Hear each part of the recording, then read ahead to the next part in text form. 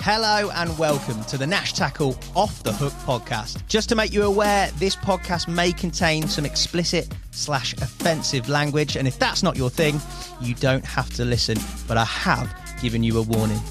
I hope you enjoy the rest of the show. You don't know the half of it, but anyway. I'm skating on the thinnest ice known to man. He said, and they put a poison in the tank that just instantly kills them. He went and we'd run out of it, so we cut their heads off with shovels. Suddenly, bang! The whole boat exploded. Take your sort of 8-inch long piranha and imagine that at 4, 5, maybe 6 feet. I said, I've revived your dead fish. F off, he said. You haven't. That was just humongous. It was...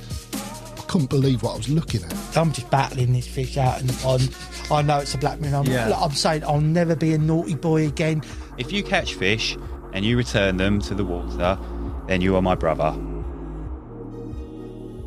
Kev and Gary Peet, a.k.a. The Tackle Box. Boys, thank you so much for coming in. How are you? Yeah, good. Fine. Yeah, good. I'm really excited by this one. The lads are excited in the office to hear about tales. 40 plus years in a trade, boys. Longer than I've been alive, although I might look a bit older than 40. And plenty that's happened in that time, not only with yourselves with regards to your own angling, but also the trade. Before we get into all that, 40 years worth of chapters, recently, what have you been up to, boys? Fishing wise? Yeah. Yeah, the other week I went tuna fishing down at Cornwall. Nice. Any good?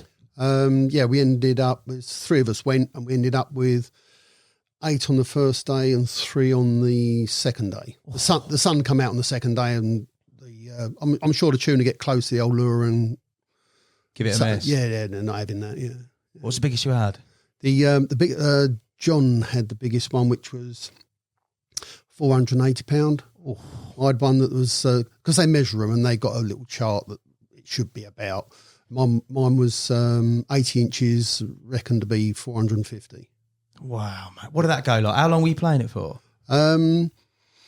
Probably 30 minutes.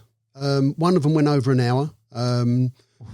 John had a real big one on, and it they because it's done as a scientific research thing, you have to write down when you had the bite. There's all sort of data going on, and one of the things is how many runs the fish took, and the most was generally they were normally 2s or 3s. One was 7, but one that John had, we lost count. So the guy that put on the board lots. So, and he had to sweat that. Oh, and John dropped out. He said, "I'm not." He gave me a couple of hours rest, So yeah, he was shot. That is some trip. Yeah. We're unbelievable. Kev, what about you? What have you been doing recently, mate? Yeah, my latest one was Rainbow. Came back about 6 weeks ago now. Unfortunately, the fish decided that they were just about to spawn. So it was the swim we had was swim 16, sorry. It was 6, swim 6. Good swim. It was Tom Duncan Dunlop's birthday bash.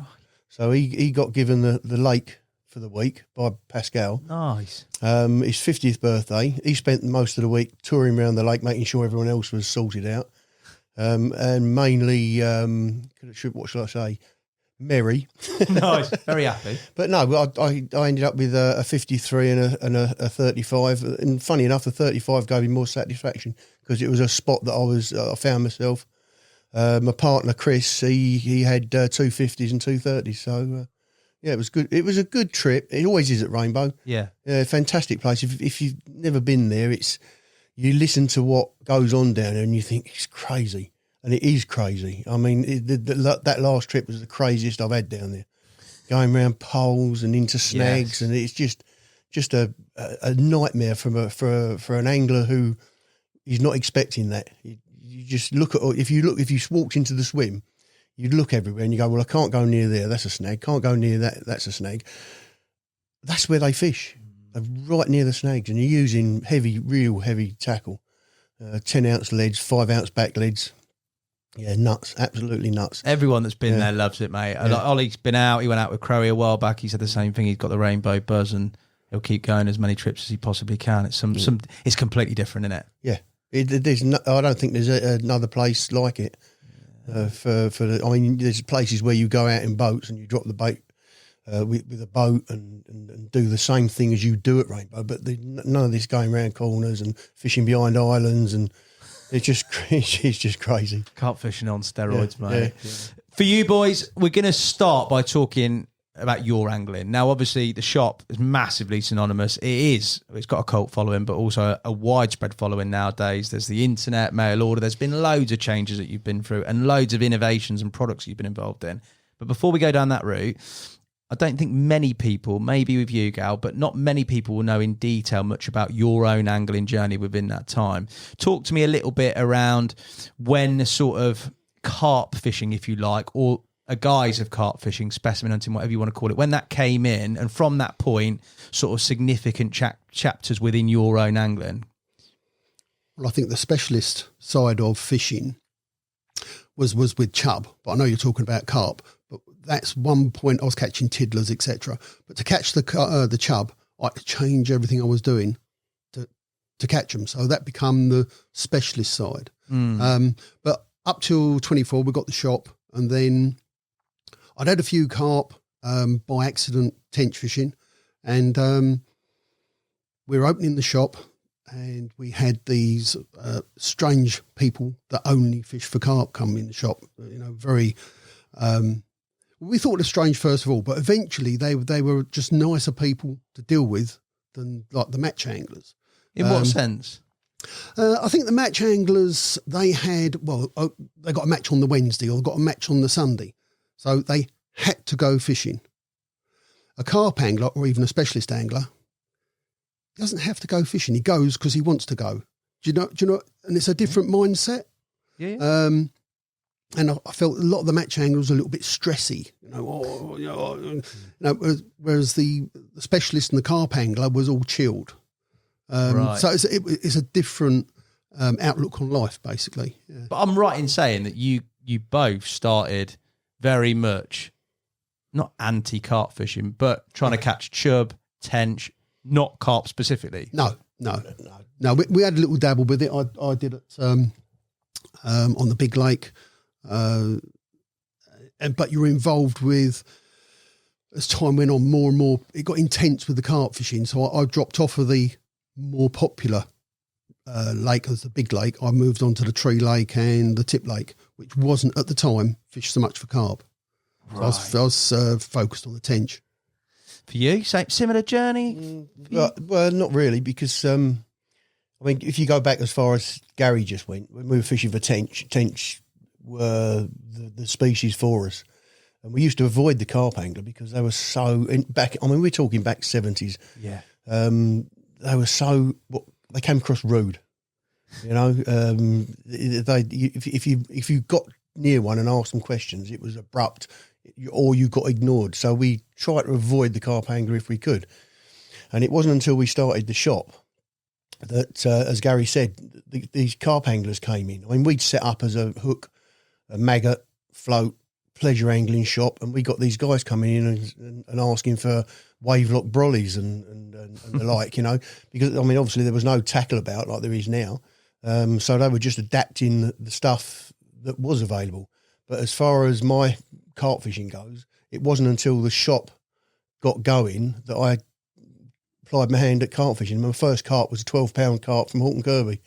What was that moment for both of you where you went, I've had a load of carp anglers come in, I've sort of seen through the veneer of maybe a bit of a rude exterior when you've had experience with them before. What was that moment where you thought, I'll tell you what, why not? I'm going to try and catch some carp. Do you remember that?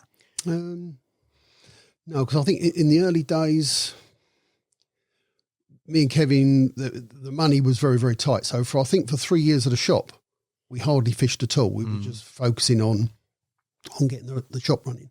I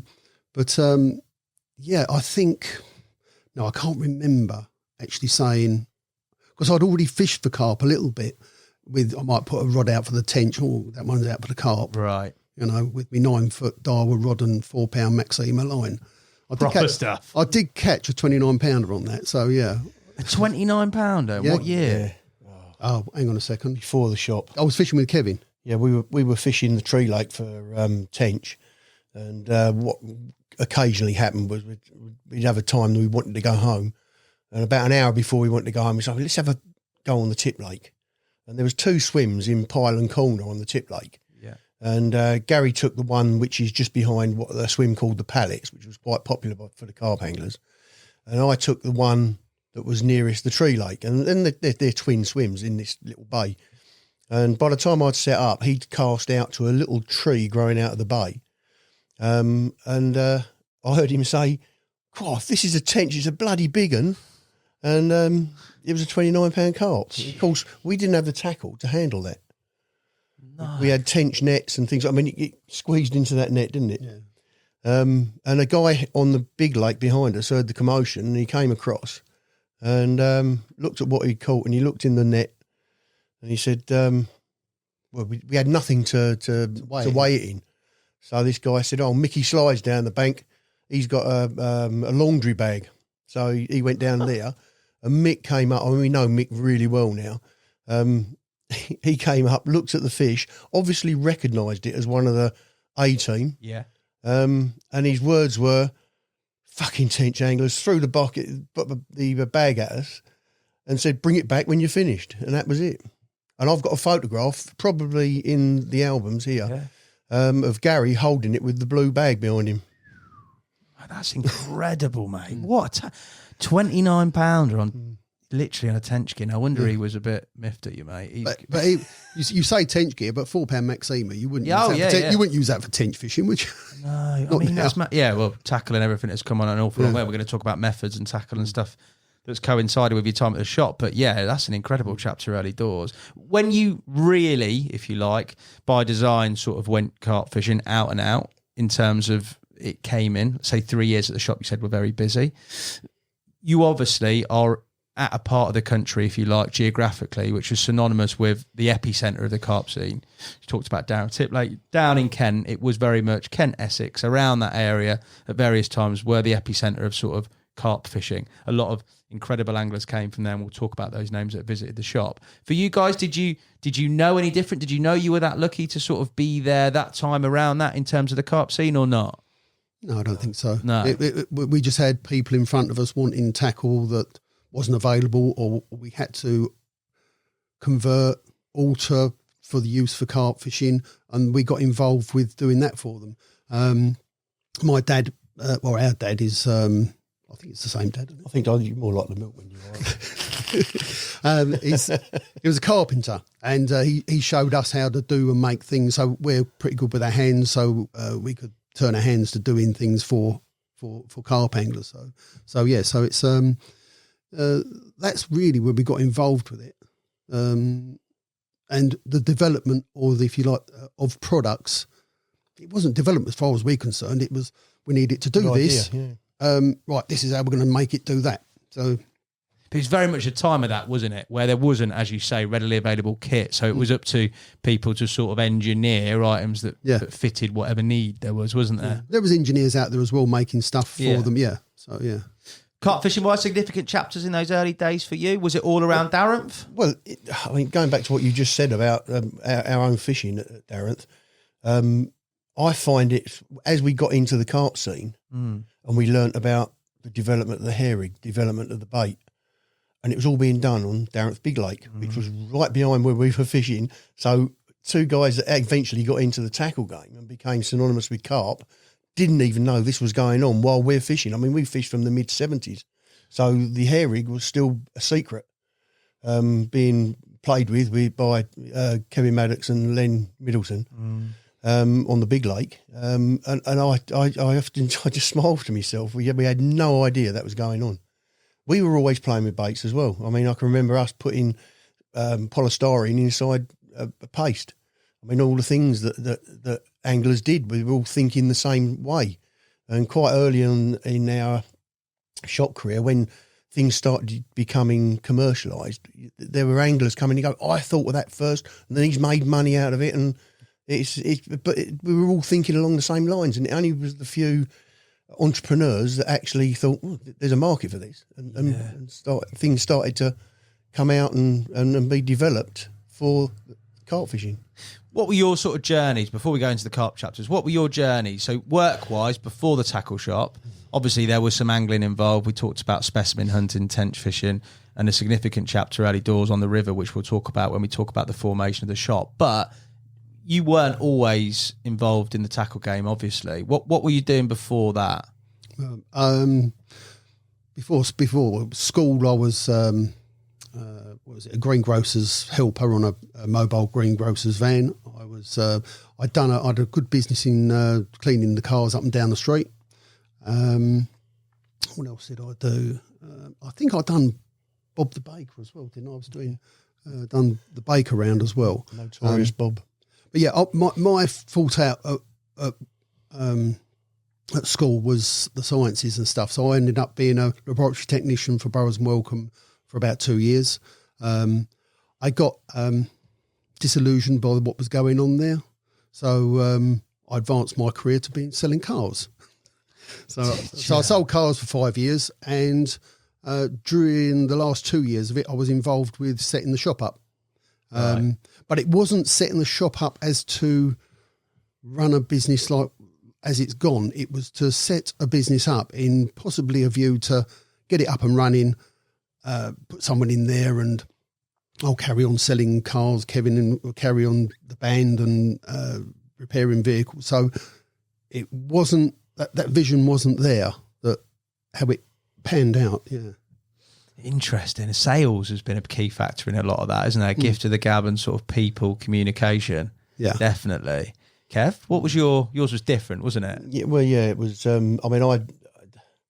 My work life started. Well, I actually did the same baker's round as Gary, but before him, and he took over from me.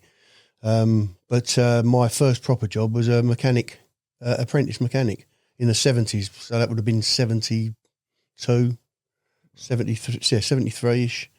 From there, I actually applied. Once I finished my apprenticeship, I applied for a sales job with the same company. They had another department that needed someone to go out on the road and sell stuff that they were selling.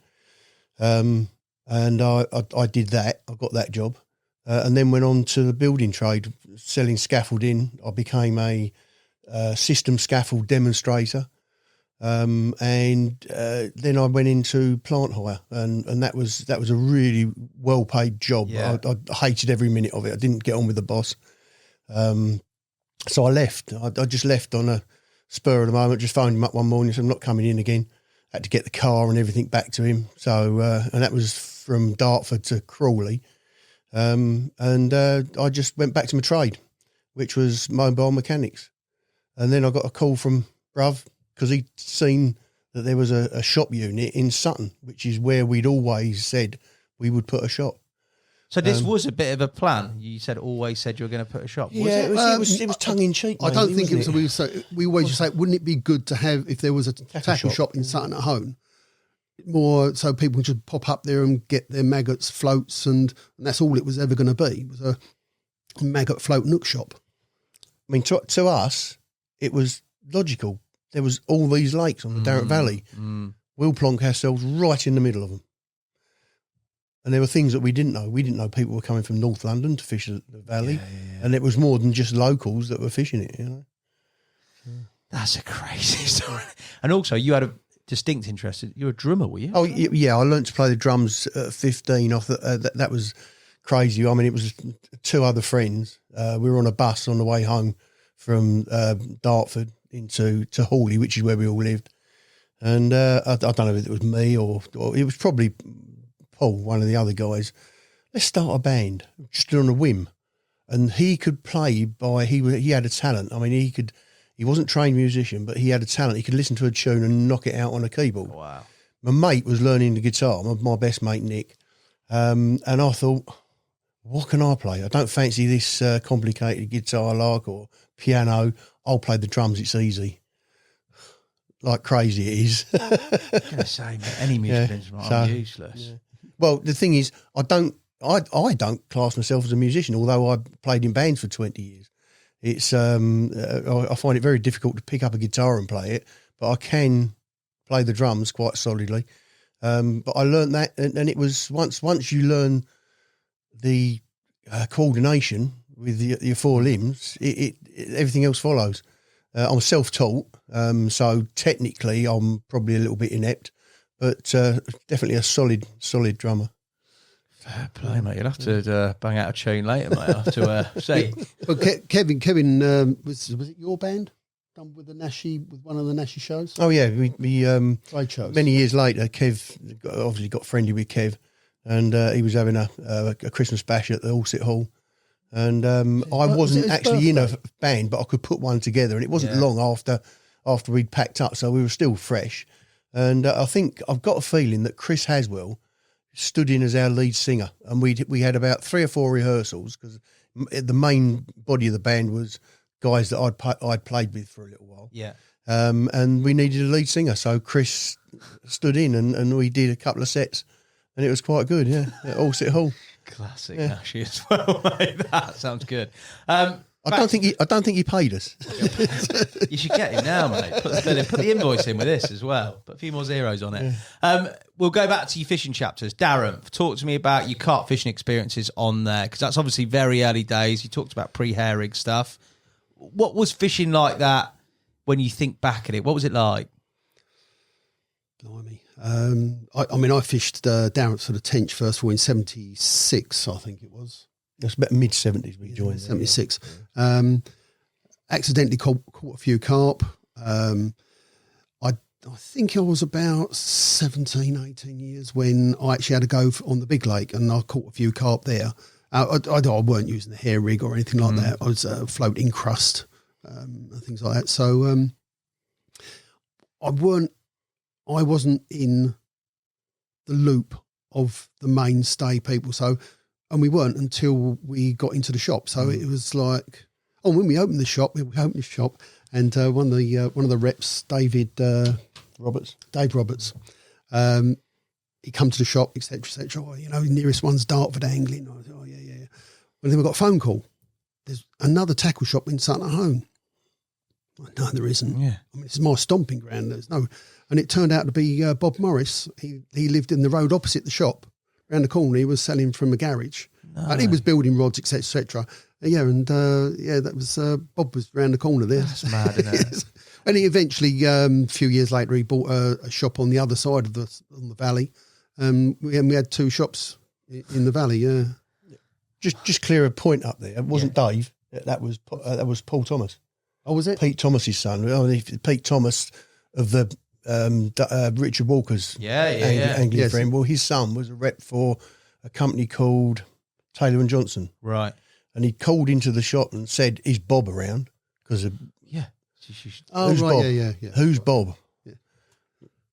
Well, perhaps head office have got this wrong. Of course, no mobile phones in those days, so he had to go down to a phone box, phone head office, find out exactly the address. No sat navs, so it was maps and things like that. He went away, came back about an hour later, and said, "Do you want to open an account?" And of course, we were looking for accounts because we don't deal with people in houses. And that's how our relationship with Taylor and Johnson started. If he was that close to you as well, just across the street. We had no idea. I mean, because we weren't in the carp circle. Bob was so everyone famous. locally in the carp circle knew Bob Morris was there by tackle. At the garage, let's go get some stuff. Yeah, we were just a couple of noddies, weren't we? So, well, tench anglers, not noddies. You caught a few. Did you find catching them? You said floating crust. Would you say you were quite natural in terms of anglers, both of you, or because obviously you're at a time where it's quite. Methods are quite they're pretty fixed. It's floating crust. It is what it is. Was it quite, I don't know, came quite naturally to you, that whole transition? But both of us grew up on the river, so we learnt to fish. I didn't fish for still water till about, I was 12 years old. We moved into the area at 5, when I was 5 years old. And, so I learnt to trot properly, so with a flowing river. So I'm still a river angler. I do love rivers. So I understand... I've got some understanding, should I say, of rivers, the way they flow and where the fish might be hiding up. I'm more a river angler. Although I've been lucky a few times on still waters, obviously. Yeah. Luck, is it? Yeah. I think that we're both, if you give us a nice river and a nice lake, we'd both plump for the nice river. Would you? It's to do with where you were brought up and you learn, like Gary said, you learn where the fish are, the quiet bits, the little eddies, maybe at the end of fast water, that sort of stuff. The river fishing is it just gives you a different feel to lake fishing. Don't get me wrong, I love my lake fishing, a nice lake, but yeah, a river, a good river is always. You never know what you're going to catch in a river. Yeah, you never know what's going to be in the swim. Carp fishing. Let's go back to that. We talked about the Darenth. We talked about those times. We talked about you not really being in the loop. Obviously, the shop opened, and I'm guessing over a course of time, that network of anglers that you're seeing regularly, that sort of burgeoning carp scene at the time with the big names and the people involved, you became more and more in the loop or invested in exactly what's going on. Did your carp angling spread, I'm guessing locally, because you had to stay to the shop or near in that sort of geography before then venturing out? And if so, what significant landmarks in your angling were achieved over that period of time, sort of locally? I think for me, once we got the shop going, etc., we had this network of customers, anglers, sort of friends coming into the shop. They all got their problems. So you get Fred will say, "Oh, I've solved this part of this problem." Then Joe will come in and go, "We seem to be a catalyst or project managers of all these different problems that were going on." Fred, Joe said that this. Oh, yeah, that'd be a good idea. So we weren't developing. It was our customers. I think we're very, very lucky with the customers that we had. We were the hinge or the collection area. So we did chip in a few bits and pieces ourselves, but I would say 90% of it was the people coming in. Yeah. There were some really, really innovative people coming through the shop, had different ideas and angles on how to solve different problems. There's loads. Give me a few of the names. I've got them listed down there. The absolute elite of carp fishing, mate, have been through that shop. Well, I'm not good. My name department's not very good. Kevin probably has got better, but I mean, we've had Kevin Maddocks came in the shop. Kevin Maddocks, Rod Hutchinson, Tim Paisley. I mean, you're talking about guys that have had to travel a long way. Yeah. What brought them to the area was Darenth and the Darren Valley. Yeah. In particular, Darenth complex. The fish just seemed to grow bigger there compared to what was going on from the rest of the country. Obviously, Red Mile was a thing, but we hadn't even heard of that at that time.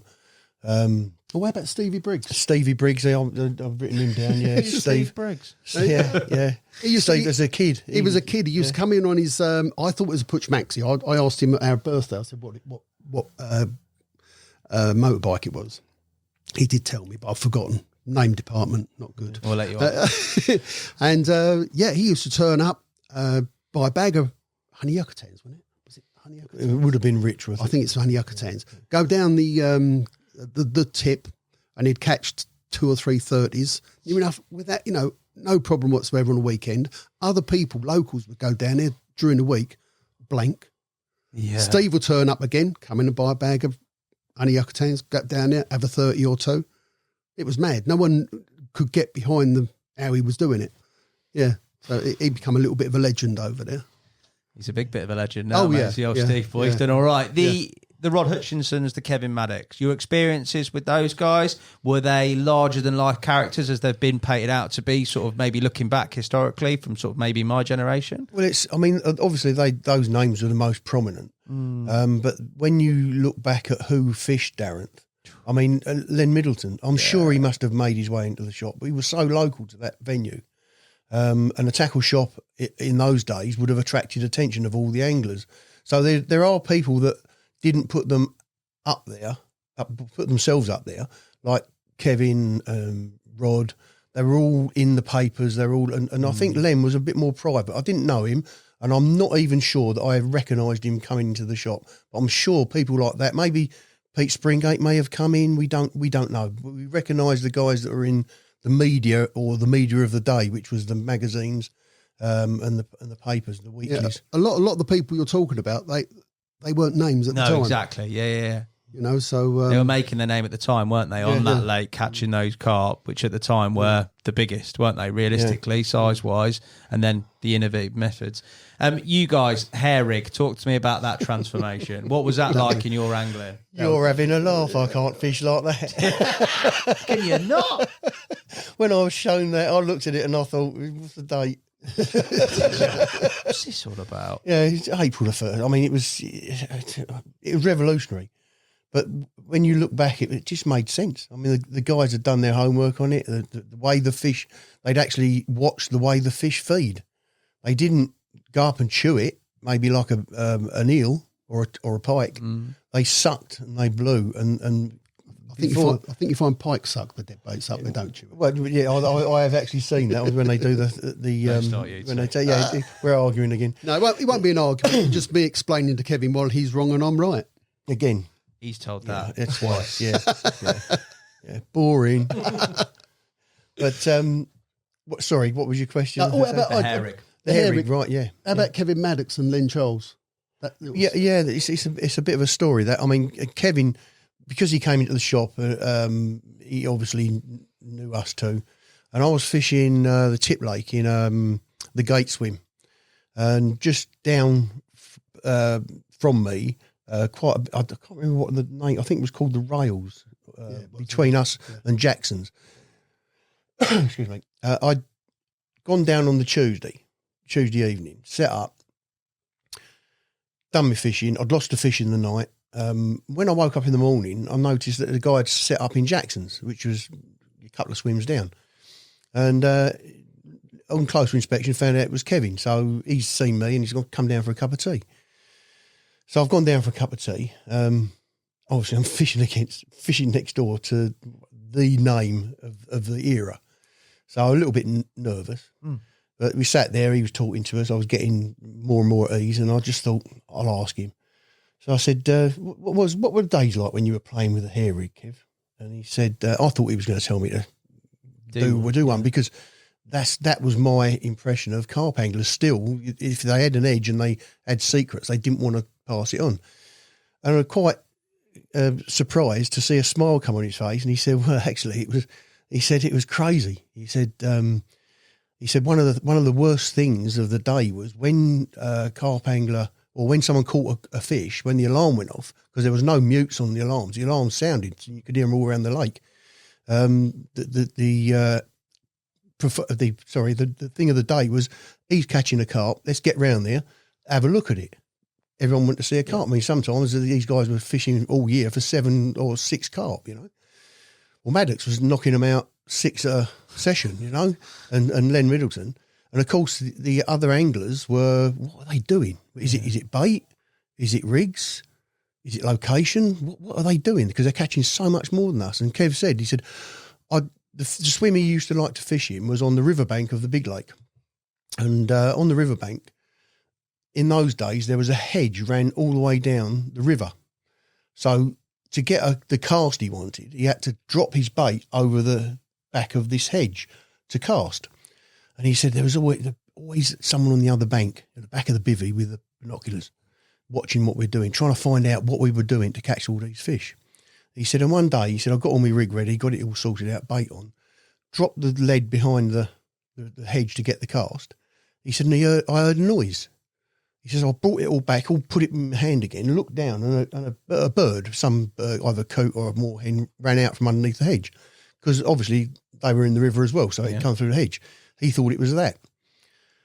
So he relaxed, got himself set up again, dropped the bait behind the hedge, just about to cast, and he heard another noise. And this time he's turned round and he's seen a head running down the riverbank on the other side of the hedge. So he's thought, that's someone's looking, seen what I've been doing, looking. So he's thought, well, did he see anything? Didn't take it any further, didn't know who it was. And he said, I watched, he said, and to see if they appeared in the lake down further. He said, but nobody appeared. Anyway, he said one of the worst things about catching a carp in those days when we were playing with this rig was, with all the people in your swim, getting the hook out of the fish's mouth. He said, I perfected a way of going in, breaking the hair off, and just unhooking the hook, and the fish was there then, and everything was in my hand. And he said, an appropriate moment, I discarded it. But anyway, this occurrence happened, went on, nothing came of it, no news got out. And must have been a couple of years later, we decided we were going to take on fly tackle. So we had something to sell in the close season. And I decided that I'd get into the psyche of the fly angler. So I went fly fishing. And one of the lads that used to come into the shop, Len Childs, was a carp angler of the 60s and 70s. And quite a well-known local carp angler and a good angler as well. But he got into the England fly fishing squad. And so had another customer who just happened to be a carp angler as well. They both got into the England squad. And he heard that I wanted to learn to fly fish. So he said, I'll take you down to Buell Water. Yeah. So we arranged to go to Buell Water, early start, meet at the shop. On the way down, he said, we'll have a bit of breakfast. So we've stopped at this cafe on the way down to Buell. And we're sitting there waiting. We've got a cup of tea. We're waiting for the bacon and eggs and fully fry up, come to the table. And I said, what was it like back in the 60s and 70s? He said, especially when, everyone was like keeping everything secret. Yeah. He said, the worst time was when we was all fishing Darenth. He said, and Maddocks and Middleton were just slaying the place. They were catching more in a session than most of us were catching in a year. And these are good anglers, these are guys, good anglers of the day, just couldn't get the carp on the bank. And he said one day, I noticed, Kevin Maddocks set up in the same swim. He said, I noticed he used to put his bait behind the hedge. I said, I know this story from the other side. And this was a few years later. I mean, and I put the two together. And it was, and I, to this day, I mean, I've just recently done a series in Carpology and I told this story. Yeah. And to this day, I don't know whether, because Kevin would have known of Len. He was known as Len the Fireman. So he was a character of everyone sort of knew of everyone else. And I don't know to this day whether Kevin knew it was Len that had sussed it. And I said, well, what did you think? I said, did you see anything? He said, yeah. He said, but I weren't going to tell anybody. He said, I saw this thing come down in front of me. They'd have thought I was crazy if I'd have told them what I saw. Yeah. Bait hanging off the end of the hook. Yeah. Spied it and gone. Yeah. It's interesting because there's loads of stories and rumours and stuff about how things spread and how they got out. Because obviously, like you say, it was quite a guarded scene, wasn't it? But yeah, what a revolutionary thing. Everybody that said they fished with it subsequently has gone from 1 or 2 runs to 2 or 3 runs a session. That's right. And it has been so transformative. Those early hair caught carp, for you guys, was it very much a case of, I've got it, this is it, it can't get any better, it's job done? The first one I caught when I went, bloody hell, it worked. Yeah. Leap of faith though, isn't it? Yeah, oh, it is. Yeah, you used to putting the bait on the hook and someone's telling you to do a 2-inch hair hanging off the bottom of it. I mean, it's just, it was crazy. How did you have the hair? Did you have it off the bend? Did you tie it on a bit? As it was originally drawn in the books. When I think Kev actually publicised it in one of the BCSG magazine. Yeah. I think very, very quickly, because in the very first shop, because we've had, this is our third shop. People think we've only had 2, but we had things size of a toilet, our first one. And we used Dacron, Black Spider, remember that? Oh, yeah. Black Spider. And it was very much like a KD rig. So you'd tied a rig and the hair come off, etc. So, it was like a KD rig at the top. Separate hair though, wasn't it? It wasn't until later on that they made it out of one piece of material. So you tie your hair on separately, but up near the eye? Yeah. Right. Yeah. Okay. Oh, I see. Yes, I remember that. Yeah, it was a separate piece of material. Was it? It was, yeah, and it came off. But then eye. later, still using Black Spider. Later, we continued through with the piece of. Because I used to super glue was about then, was it? Because I used super glue to put a loop on. Yeah, so I'd have the tag of the hook of the knot hanging off, and I think I tucked it up somewhere. I hitched up around the shank, down the bottom of the shank of the hook. And instead of tying a loop, I'd roll it over the baiting needle and super glue. So I got the hair the right length that I wanted to. Okay. Eventually it'd fall apart, but yeah. Crazy, all the adaptations. For you, did you sort of experiment with that? Because obviously there's a change there from sort of how you would have originally seen the hair to that, or was that all through the grapevine of what was going on? It was all this collaboration of people coming in the shop. Look at this, what I'm doing. Look at this, what I'm doing. I actually caught a fish on this. Look at this. So it was evolving all the time. What was going on? The strange thing about having the shop and talking to the carp anglers, and then becoming sort of mates, really. You know, guys, they were coming in all the time, and there was lots and lots of faces that were regulars. So there was, you know, one lot will pass through, another lot will come in, there'd be another lot of problems. They're trying to solve that. And the strange thing was, even though everything out there, if you went down on the lakeside and asked a question, you'd get short shrift. You'd get Still ignored. Yeah, no, not now, but at that time, yeah, that was, what was it? Late 80s. It was still keep your secrets close to your chest. In the shop, it was like, I'm doing this and I'm doing that, and it was like an exchange of ideas that just but I blossomed. Think people, I think there's got a lot of people still were secret squirrel, but a lot of the other carp anglers recognise that if they got involved with the exchanging of ideas, that they would benefit. Yeah, from all you're the all other in the same. Yeah, they'd benefit from it. So was it quite unanimous in terms of everybody that was coming in, or was it still with that element of clickiness? Was there any of that or not? The clickiness, within customers that come in the shop, Kevin and I, we could see the customer would come in, and you'd have to focus on the customer. But sometimes one of the customers, someone might say, "Oh, how'd you tie a hair rig?" And you get one of the regulars laugh. So then you had to, as a shop owner, now I'll go, so, well, oh, all right, Joe. You turn around, all right, Joe. You were born knowing how to tie the hair rig, were you? So you you had to police put it down. Yeah, you had to down so that they wouldn't do it again. I hope Joe's not watching. Well, I just used Joe.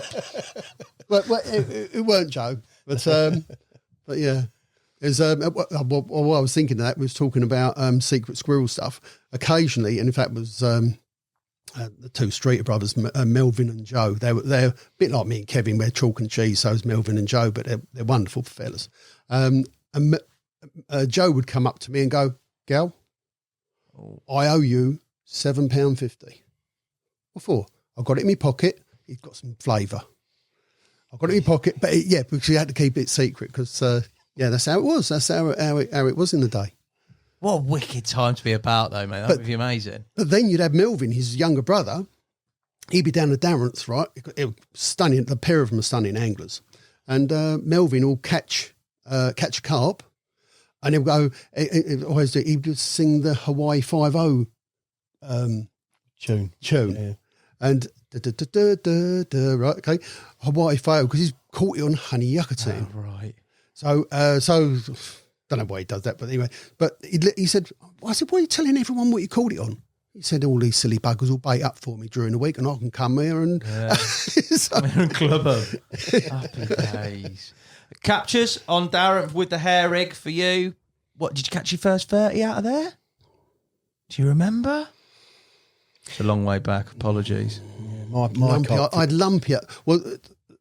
Catching lumpy in the winter was a little bit of a turn for my fishing because someone that fished at Yateley, I'd had a bite. It was dark, 4 or 5 o'clock in the morning. Right. And I'm playing lumpy in the corner swim. And this guy's come over and he's gone, oh, that's lumpy. That'll be about 31.6. And off he trot. Well, gone. Yeah, so I've landed it, etc., and it was about 31.5, etc. And I've got photographs, put it back, and I'm sitting there going, for my fishing, I've always fished rivers where I don't know what I'm going to catch. Yeah. When I fished Dartford Lakes, when that bobbing went, I didn't know what fish were in the lake, what size they were, and that was the buzz. When it went, you go, oh, what is going to be on the end? And on the big lake, I got to the point where I knew I weren't enjoying my carp fishing, but I didn't know why. And it was that point that I thought, hang on a minute, I know what I can catch out of it. I know when that bobbin moves, there's no mystery. So for my fishing, one thing I've learned with the shop is people go fishing for their own reasons. Yeah. Some to catch as many fish as they can. Some to catch them on their own bait. It's like when Richards came in, it was because everyone's throwing it in, so people would refuse. They knew they would catch more fish if they used the Richards, but they wouldn't. So that person wants to catch on his own bait. Yes. So there's some people go to get away from home. Well put. Well put. Some people go fishing just to have nice gear sitting there, etc. And the fish is a bonus. So, but my Lee Jackson, he would go fishing. He would say that he would catch as many fish as he can. But he'd also have a target, wouldn't he? But he would have a target. He would have so Lee. He would want to catch as many as he can, but the biggest would be the main target. So I got to understand, and you have to understand the customer when you're selling to them, why they go fishing. And you might be saying, "Oh, I want these FMJs." You know, I said, well, where are you fishing? The tree lake at Darenth. Well, it's not the right rods for it. You know. Oh no, but I want them. I want it. So he wants to own those FMJs, although we know it's the wrong rod for because they're the most expensive or something. You know. Okay. So that was so for me.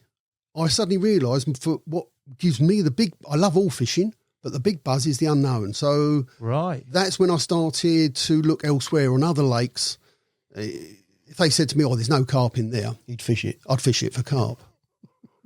I haven't found a lake that haven't got carp in it yet. Really?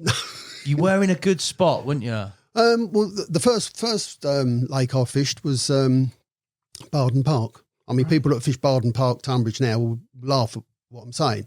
But at the time, Tunbridge Club was run by match anglers. Barden Park had become available. The carp anglers were in, I've forgotten what the other lake was called. On the other side. Ballast Pit. So all the carp anglers that you stay in the Ballast Pit got big Barden Park, and the only fish they put in was silvers, tench, wouldn't put a carp in. So I started fishing it, and on the first morning, I got a little carp display. I thought, what's going on here? So I eventually ended up, they called it the Barden fish, 35-4. Yeah, but just before that, there was talk about, is there a big fish in Barden? And there's no 30s in Barden. Well, he went down and caught one. Yeah, so 35-pounder. And that was a big fish in those days. Yeah, mate, that's a big fish now. Yeah, that was 89. Yeah. Little story behind that. There was two brothers. Who did I take fishing down there? I'm not on the same name department. We're back on this name department again. Yeah, it'll come to you. But I took two people down there because I told them I was catching. So I think we caught about 3 or 4 carp. Then one of the brothers went down. I got a phone call the next week. He's going, "Oh, you ain't going to believe this." He says, "I'm sorry, mate," because I told him I was after an uncaught 30, and this was in the June, and he said, "Sorry," he said, "but I've caught one at £31 something it was." Right. And I went to catch that fish again in the autumn at 35-4. So that was a little bit of I still hadn't caught an uncaught 30.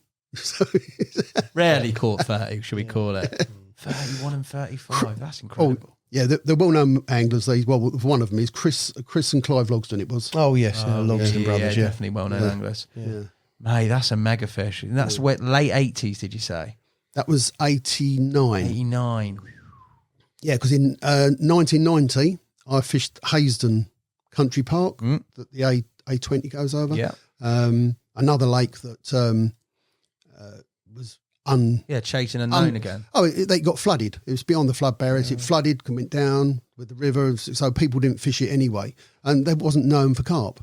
And I had quite a few carp out there, nothing of any size. I did see a big fish there once. How big's big? I just saw it jump out. It would have been a 30. I know there's been bigger caught since. I know this is since 1990. So, and I was sitting there thinking, well, where do all these carp come from? Then it dawned on me, being a bit slow, well, it floods.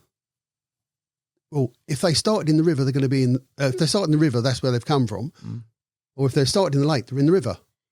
So I thought, I'll fish the Midway. And that's where I started fishing the Midway. And I had 5 years on the Midway. Again, it's the unknown. That bobbin moves, I've got that buzz. That's what I want from my fishing. That clearly is, again, another lineage from that river fishing start, isn't it? Yeah. That's carried its way through, which is interesting. Yeah. Similar for you? No. One thing that people who know us know that we're completely different people. In what sense? Well, I get. Gary has always been fishing. Yeah. That's it. You know, it's to the detriment of some relationships. I did like the ladies as well. Well, in yeah, the but day. some of those some of those used to get second fiddle to the fishing. Was it always tunnel vision? Yeah. Well, no, it was close season. What do you do in close season? Get a girlfriend. Good way to spend your close season. To be fair, gotta say, mate. Better than flinging some fluff for some trout or something. Oh isn't it? yeah, definitely. I definitely. was always playing football or playing in a band, and the times that I went fishing. I mean, there was a period where, in my last job, where I got disillusioned with the job because of the boss, that I would just do what he wanted me to do, the basics of what he wanted me to do, and I'd be fishing on Darenth by 11 o'clock in the morning. So I'd go to the area, which was Crawley, and then sneak back when I'd done what he wanted me to do, and I did it started as early as I could to get back to the lake. And I was fishing 5 days a week. I used to meet him down. I used to meet him down there sometimes. And one day I went down. He was on Tree Lake, and he's in the middle swim, and he's got a pipe rig hanging from his mouth. He tied a rig. Went to put it in his goes, so I had to take it out. That's savage. Yeah, well, it sounds savage, but I can remember thinking, hurry up, Gary, because all I wanted him to do was to crush. I couldn't see to crush the barb to pull it out, and I was pulling away at it, and I'm trying to get it out, and in the commotion of doing this, I'm thinking, hang on a minute, this isn't hurting. And obviously, years later, you get the people who are, if it's not hurting me, then it probably doesn't hurt the fish, you know. So especially when you consider what a fish does with its mouth, with the zebra mussels and swan mussels. Yeah, I was just pulling it out and pulling it out. No, well, the initial entry did. Bit. Have you had a hook going? I've done my finger, never in my mouth. I've gone deep in, and it hurts first fall, but eventually it just numbs, doesn't it? And you just like might be adrenaline, don't know. But I was pulling yeah. away at this, and I'm thinking this doesn't hurt. Rock hard, mate. Rock hard. But you said there, as well as the fishing, which clearly you were very passionate about. Both of you have got 5 days a week is a lot to be fishing. Well, it was. Yeah, it stopped when the shop started. Yeah. There was football as well as music. Yeah. Yeah. Whereas it was for you, Gal, just fishing and women. Women. We can't say that, can we? You can't say that. If that's the truth. That's the story. That's what it is. We'll stick with that. Oh, a bit of drinking. Yeah, a bit of drinking. A bit of drinking. Yeah. But how are you different then? Is it in terms of temperament? Is it in terms of... Kevin follows football. I've got no interest in football. I played football. I enjoy playing football. I don't like the way the game's gone by teaching youngsters this is how to get on in life is cheat. That rubs me up the wrong way. Like, bit of a cliche, that. You know. Right, okay. Well, it is. I mean, the girls' game when they was in the when they won our girls won the World Cup. Yeah. Was it the World Cup? No, Euros. Euros. They lost in the final. They were stunning, weren't they? I mean, the girls' game is interesting, or the ladies' game, but the men's game, I go, oh God, I just can't. It's a waste of time, and it's waste of 90 minutes watching these idiots fall over and you put me hair out. Oh. Oh, he's nothing wrong with good hair. But no, so I enjoy playing football. I don't like watching it or following it. I do keep an eye on it because there's the banter within the shop, the Arsenals, the Man Uniteds, the Spurs, and all. There's all that going on in the shop. So I keep an eye on the news in the morning. It sounds like I know what I'm talking about when I go in the morning. You get enough to get by, yeah? Yeah. Perfect. And you play football for a fair while, pre-shop? I played from the age of 12 to the age of 40.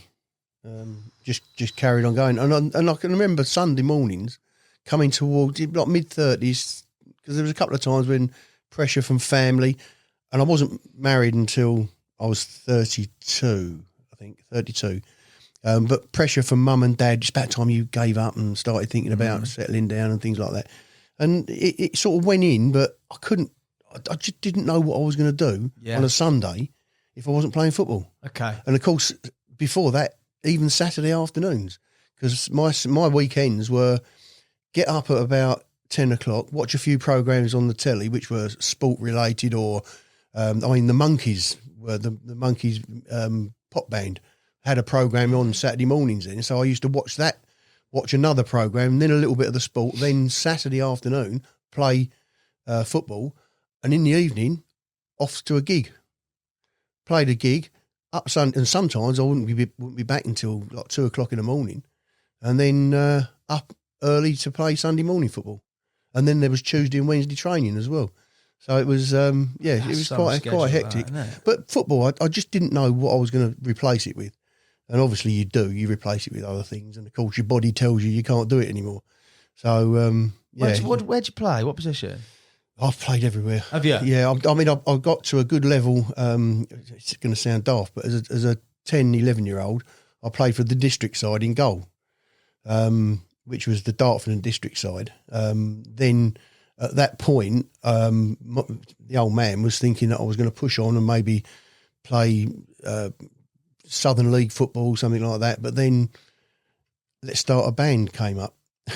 So it deflects, and that's a reflection on if I was dedicated to football, and this is why some really talented players don't make it. It's the dedication that makes the difference. I think it's going on at the moment in the news. There's a few players that aren't dedicated, that have got to a certain level, really talented players, and it's the mental side of it that doesn't push them on. And it was the same. I was deflected from football by drums. I suddenly learned how to play the drums. That was feeling good. So then we wanted to be famous with the band. And again, we had talent scouts coming to see us because we were a really young band. And in those days, if you were young and you made a pretty good sound and they liked the look of you, they'd push you on. Well, that didn't go fast enough for some of the members in the band, and two of them went professional. Wow. One of them was the musician in the band, Roger, the lead guitarist. And he took the lead singer with him. So then it left three of us, and that fell apart as well. So after that, I joined another band and I was with them for 12 years. Didn't you do Opportunity Knocks? Did it twice, yeah. Opportunity Knocks, once with Hughie Green and once with the new format. It was funny because we went on the audition with Hughie Green, who was the who's the guy who runs Britain's Got Talent now? What's his name? Simon Cowell. Simon Cowell. He was the Simon Cowell of the day. Yeah. And he was at all the auditions. He would make the final decision, and we were first reserve after there was a band called the Paratones. They were disabled people, and they were a really good band. And it was between us and them who went through to the live shows or to the recorded shows in those days because it wasn't live. And we got first reserve. If there was a problem with the Paratones, like illness or something like that, they'd call us in, and we never got called in. Oh. But the second generation of Opportunity Knocks was you had to mime. And You had to mime, yeah. What on the audition, we had to take a tape. Doesn't matter what quality tape it was, as long as it was a song, and you had to mime to it. That's surely counterproductive, isn't it? No, because it's the way the production was. It was done live, but you were miming to it. So, Wow. so it's a bit like Top of the Pops. They were all miming to their songs. Top of the Pops. Yeah. So this was the format of the auditions on the second generation of Op Knocks, and it was terrible.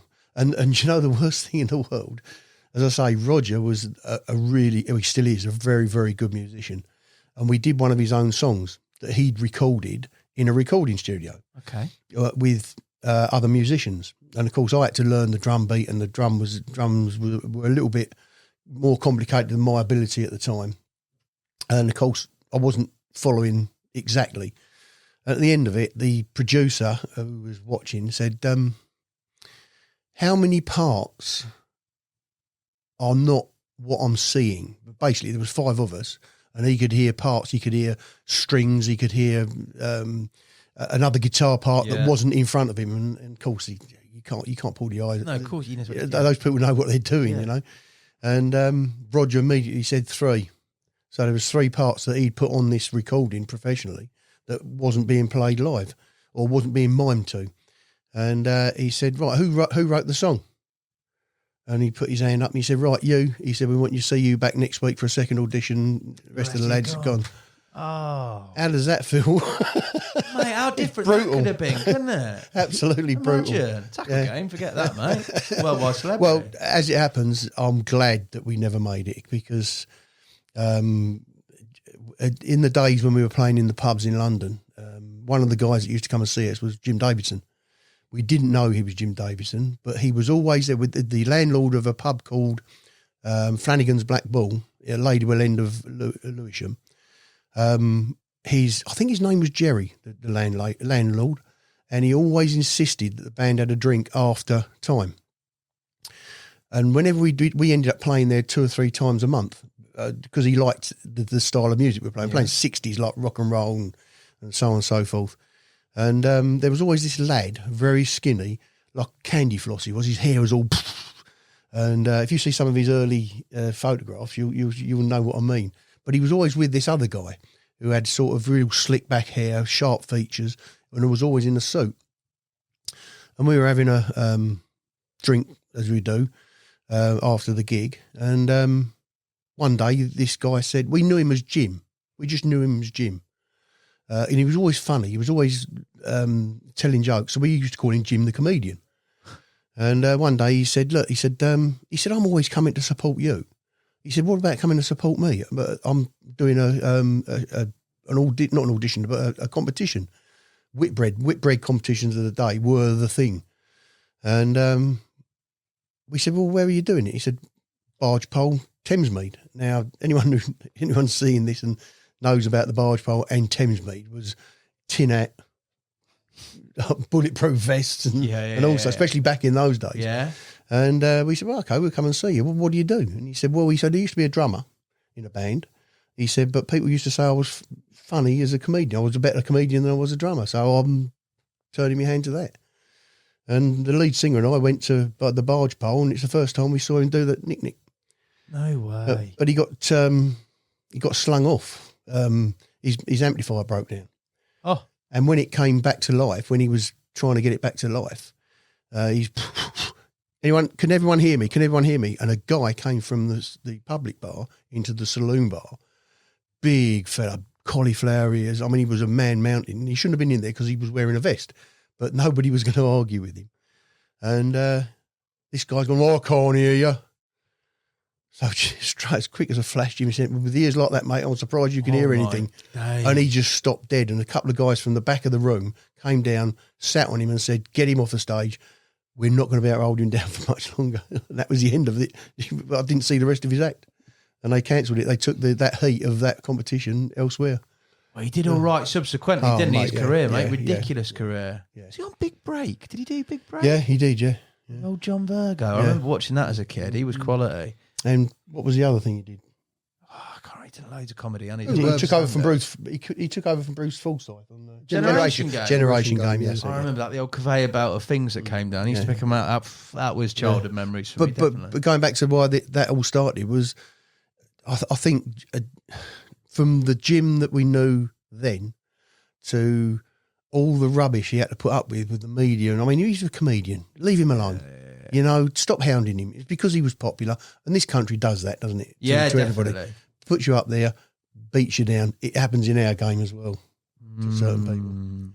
Yeah. So I look back and go, thank goodness I didn't get that scrutiny. You know, I'm really glad that in the band I had a really good semi-professional, professional career. Yeah. Did really big work, supported some really good people. And that was my fill. And I've got no regrets about that at all. No, I wouldn't have. It sounds mega, mate, to be fair. The 90s, late 80s, we've sort of lopped off where we were before in terms of you fishing, in terms of the shop. The 90s, especially going into sort of mid-90s and late 90s, everybody, especially me, you can read Tell's books and everybody else's, it seemed to be the sort of glory years of the carp scene. A lot of people that I've had in here have said that 90s period where it was a little more known, things were a little bit more developed, it hadn't become quite as commercial maybe as it is now, but they were that glory decade of the 90s. For you? Well, it's when Europe started as well. Yeah. I mean, people were going to Holland to start with. I mean, you went to Holland with a group of guys, didn't you? Yeah. But then Cassine started, Kevin Ellis, Max Cottis, they just publicised those photographs and everyone went, we're off, we're going. And Max was a good frequent era. He was a frequent visitor to the shop. Yeah. Was he? Yeah. I fished. Me and Max used to fish with each other, pike fishing, for I think 4 or 5 years. winter fish. So when winter came along, me and Max used to go out to fish for pike. Yeah, he's a good fly fisherman as well. Because Gary was sort of pike and carp with Max, and I quite often went to Hanningfield. Yeah, Big Raz just up. It's not too far from here. With Max. Yeah. A few carp in there as well, I hear. Well, didn't catch carp. No, it's big, isn't it? Your carp fishing then, the 90s, was it still based around sort of shop, still local, or did you start to sort of spread your horizons? We've talked about Europe coming into play and the odd trip there. What else do you remember about that time? Well, mainly I fished the Medway. A lake called, they now call it Abbey Meads at Lake 3, another lake that didn't have any carp in it. I fished it for about seven years on and off, so not continually, and plus my son was growing up, so I didn't fish as much. So a year fishing there, I might do 10 sessions. That's a year's fishing. And I caught, in 7 years, they're going to laugh who's fishing there now, I had 3 carp bites. One I lost. First one I lost. The first one I landed was a 24. And then a few years later, I caught the same fish at 27 something. Yeah. So again, I enjoyed myself, and that lake went on to catch. I caught. He was allowed to use 4 rods at the time, and I'd put 2 out for carp, 2 out for tench. Because there was a lot of tench in there. Right. They were small for a long time, and then just suddenly one year, I'd have to refer to my diary, but I had something like 10 double figure tench, including a 12-12. Wow. Yeah, it was stunning. Yeah, that was a stunning. They're big tench, aren't they? Boilie fish on boilies or not? Right, so me carp rigs, there is a story to that. So I'd put a carp rig out with a tiger, right, and small boilies out for the tench. And I used to catch tench on the small boilies. But when I had that big hit of doubles, a lot of tench anglers in the no herd. There's a guy called Quis come down. He kept on asking me questions. Oh, when did you catch that one? What time? What bait? I said, well, hang on a minute. I said, nice fella. I said, what I'll do, when I get a time, I'll get the JPEG, and I'll change the JPEG to a date, swim, time of bite, bait. So that's what I did. And every single double figure tench, it didn't dawn on me that way, because I was catching tench on boilies as well. Every single double figure tench come to a tiger nut. No way. Yeah. So so that was weird. So so I fired that off to him, and he thanked me, etc. But yeah, that was a weird one. That is interesting, isn't it? Were you putting any tigers out? Really? Not really?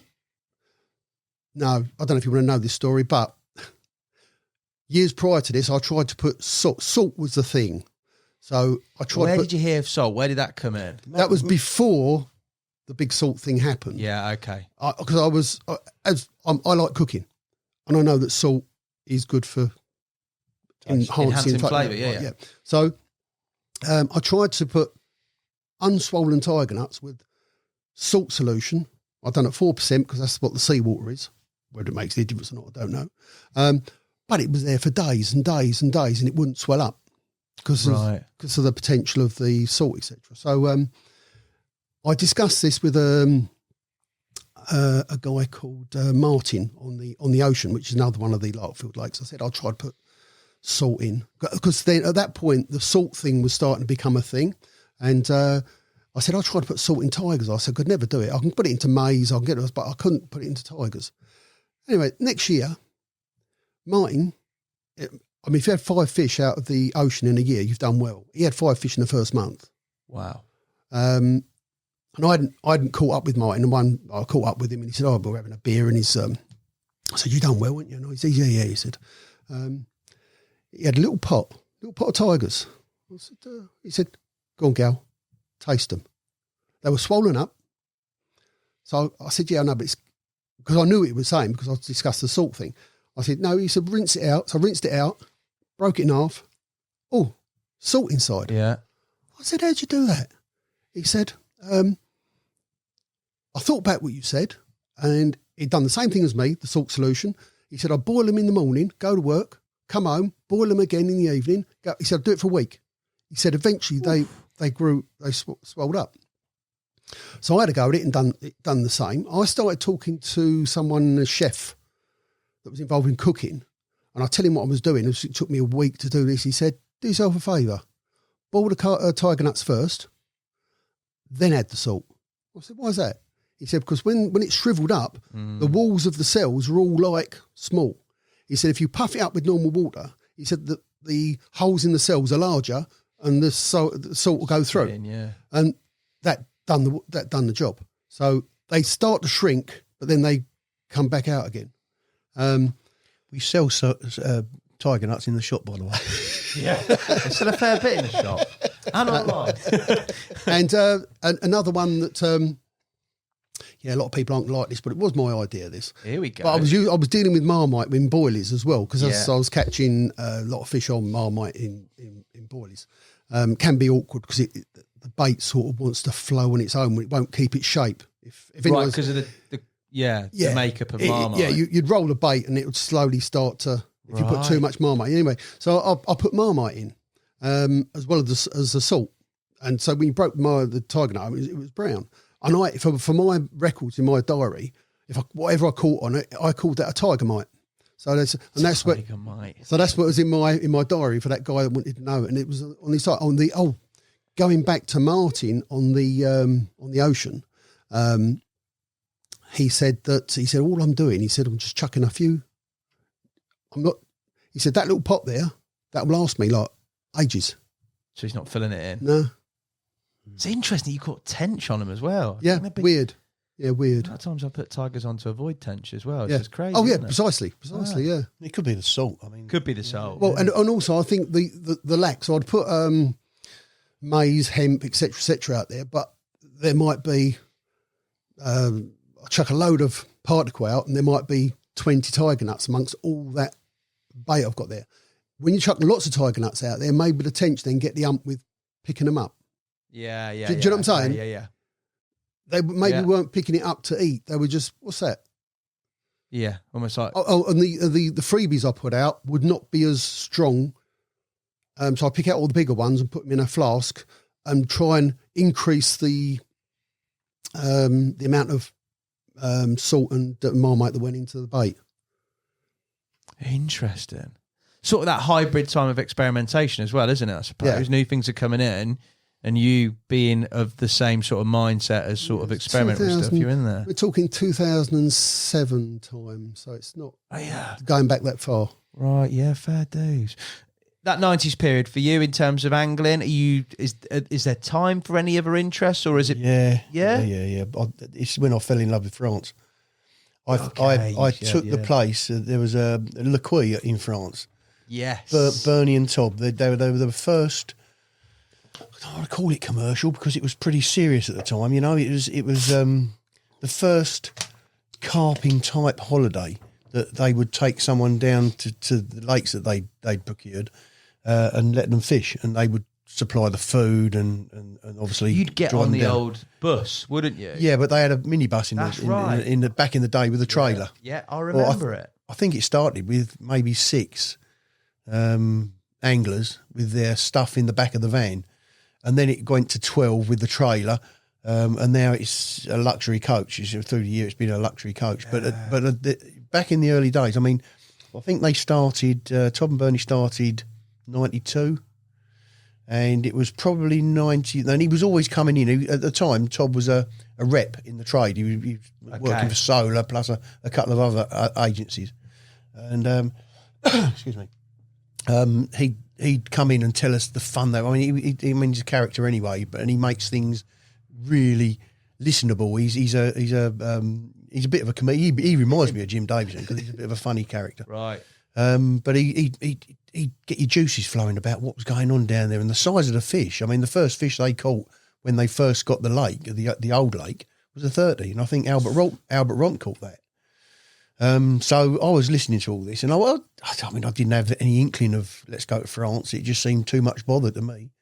Anyway, one of the guys, he set a trip up from the shop, and one of the guys dropped out last minute, and I think I had about 2 weeks' notice, and I said, well, I might as well go then. I just fancied it, and went, and I've not stopped fishing down there. I mean, the last 3 years have been a bit slack. A COVID and what have you. Yeah.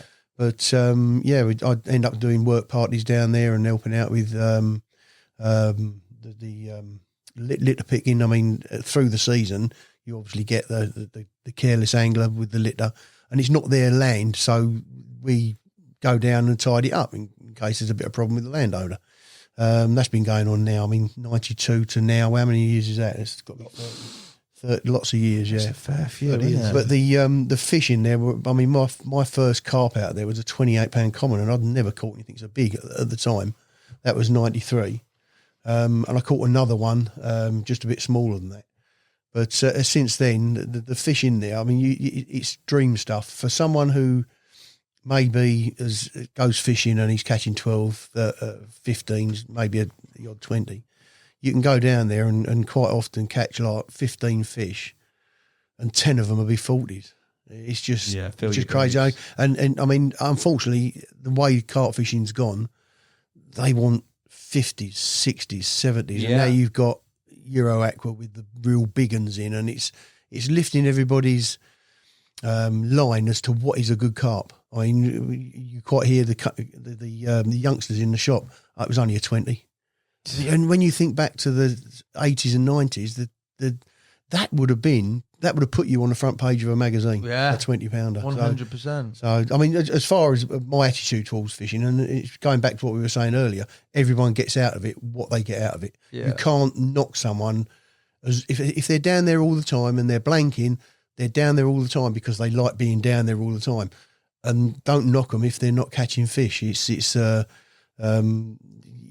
get out of it what you want to. And my buzz is, I mean, I'll get just as much buzz out of a 10-pounder from Horton Kirby as I do from maybe a 60 from Rainbow. It's seeing that bobbin move and the rod whack round. That's what I like about the fishing. And it could be a tench, you know, fishing with carp, it could be a tench. But that initial adrenaline flow when the rod goes off, yeah. France Le Quis, I remember it distinctly. I remember the adverts in the magazines. I remember the coach. And I remember going on an early trip, and it was, as you say, it was definitely, it probably weren't as intrepid and exploratory as Cassian and all the writing you'd heard about places like that. Kevin Ellis's photo with that big one, but it was your accessible slice of. It took all the rubbish. Fishing. It took all the rubbish out of a trip. Yeah. So those guys were going down there off their own back. They were travelling down there. They were getting their own food. Everything was had to be planned. Whereas Le Quis, you get on the coach, you're there, you're fishing. I remember paying checks as well. You paid like 3 checks or whatever, one near your trip, and like, God, that's even in my lifetime. So it's come a long way in a very short period of time, realistically. But especially for you guys, coming from pre-air rig all the way through to that. Do you want to clarify checks for the people that are watching? Checks, yeah. Well, look it up on Google. Google will have the answer. But yeah, God, that's mad, isn't it? From that point, shop wise, obviously those early days around Darenth, you had the likes of Rod going in. You've now built up repeat custom. But if I take you back a stage, you said earlier that there was 3 different shops that you'd had. Premises-wise, the first shop you had, and you said before, was just to basically supply maggot, a few hooks, floats. Yeah, for the pleasure angler. That's very basic. Yeah. Site-wise, Sutton, very small, was it? You said a toilet. Did you say a toilet? Well, we're looking at this room here, and how big is this room? Oh, I don't know. If you made it another shape, it would be the same sort of area. 3x5, if that. 2x4. It's not very big. He's working in metric. Yeah. Oh, yes. If I spread out, 2 of me, it ain't very big. It was pounds and ounces in those days. It ain't big though, is it? Yeah. Is it smaller than this? Yeah. No, well, width-wise, we had the back room, but yeah, this is about a little bit longer. If I laid on the floor, I reckon I could have touched one wall with one, wow, and then reached out and touched the other one. Yeah, we put all our, because we weren't fishing, we didn't have anything on the oars. We put all our fishing tackle up for sale as well. Yeah. We weren't using it, so like it looks bare there. Let's put me rods over just there. To fill it up a bit. Yeah. Mad. Put a price on it. That'll do. And from there, how long were you in that guys for, that premises? 2 years. Yeah, about 2 years. 2 years, and then you moved to. Yeah, a shop come up just down the road, on about 30 yards. 50 yards. Yeah, 30, 50 yards. Oh, okay. So then we relocated to them. Our parents got divorced, but become best friends ever since they got divorced. No longer with us, the pair of them. But my dad, when they sold the property, etc., Mum went moved somewhere, and Dad used the money as deposit for the shop. There was a flat above, and Dad lived upstairs, and we had the shop below. No way. So after when we sold that and moved to the new one, we worked out how much money Dad would have earned if he'd put it in a building site, etc. Added it to what he loaned us and gave him that back. Oh, so, that's lovely. At the time, this was both your only source of income, was it? Yeah. Oh well, except for bits from a band. Yeah. I was the underdog. I didn't get paid as much. He always got paid. Was he on the? He's the finance. Let me take you back to the beginning when I sat in the shop earning nothing because he was the one with the proper job. My work was either too much to handle or not enough because being a mobile mechanic, it was either there or not there. Yeah. So we decided his was the regular money. We needed money coming in regularly, so he went to work and I sat in the shop. So I put all my hard-earned cash into the business. When he got what did you hold back? He got straight extras in his straight in his pocket. Yeah. He's a good accountant. Yeah. It's quality work for him there. He's swindled you big time. But your parents at the time, obviously they're going through their own divorce, but being friends and it's all amicable. What did they think? Like, obviously your dad supported it. He's giving you some money, but what did he think to that? Well, right in the beginning, I think Granddad John, which was me, my mum's side, he was a master craftsman with wood. He was stunning. He was stunning. He could make a chain out of a solid piece of wood. He used to make a chain out of a matchstick with a pin. He said so. Yeah, no, it was not quite that intricate. Yeah, he was. No, he did. He did. Yeah. And he come along and he told our Anna. She said, "Oh, they're doing." He said, "They'll never make it." He said, "I'll help them out." He said, "But they'll never make it." So he made our first counter, didn't he? What, Grandad? Did he make it for you? Yeah, it was brilliant that's as well. Wicked. Yeah, we've got photographs of it in the album. Yeah, and he altered. We bought some haberdashery bits and pieces as well, and he altered them to suit the tackle and the stock we had. Yeah, so it's the first ever merchandiser, mate, wasn't he? What an absolute boy! Then our mum used to help us out in the shop as well in the first shop, and because Kevin was there on his own and I was selling cars during the week, and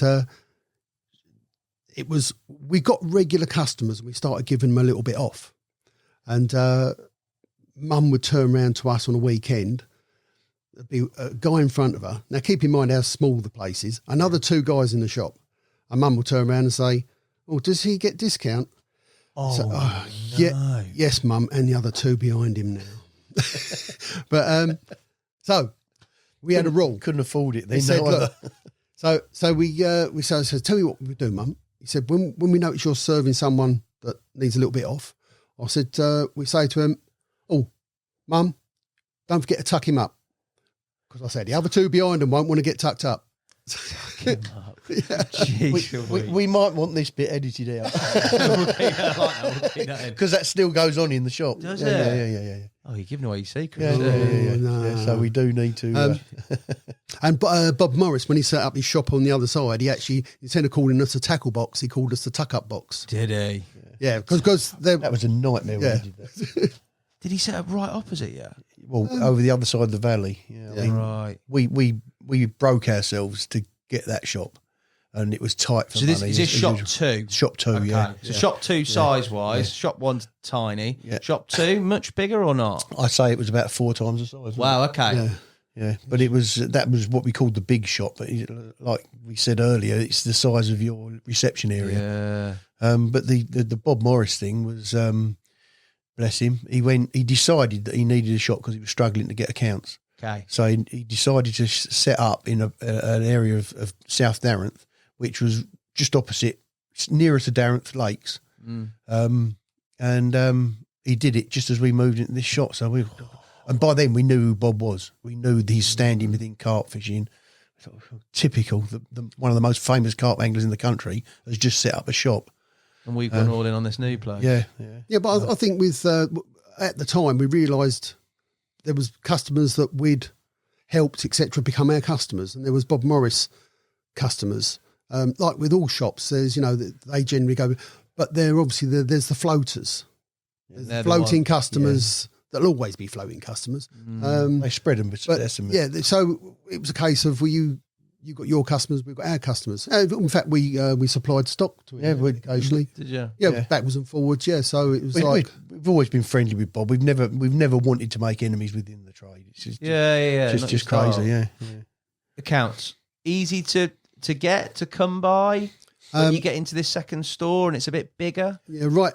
On the second store, the first one is the story. Yeah, is it? Yeah, you'll never make it. There's no chimney pots about. Yeah.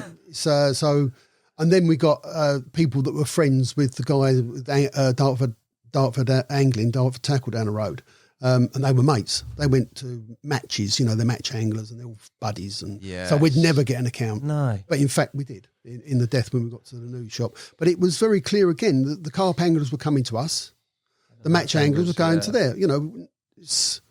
What was the split in terms of the area at the time? Was it pretty 50-50? Was there more carp boys? No, in the early days, we're talking 5% of the people that were out there were. So we focused on the underdog, the least. They were just nice people to deal with, right? The carp anglers. So, whereas the match anglers. Let's be fair, we weren't amongst them in the match scene. Dartford angling was, so the match anglers wouldn't come to us. Yeah, okay. So we were having general pleasure anglers, which we converted a lot of them to carp angling, or converted them. No, made them aware of what was possible. Okay. For carp fishing. Wouldn't say we converted them. We gone, look, well, if you do this, and they would ask us, how'd you catch them carp? What's the rig? And, so you'd be educating people all the time. By then, more people were catching carp and it was becoming seen by other anglers. And when you see the size of a carp and the thing you're catching, I want some of that. So people were then beginning to come on board with the carp fishing scene.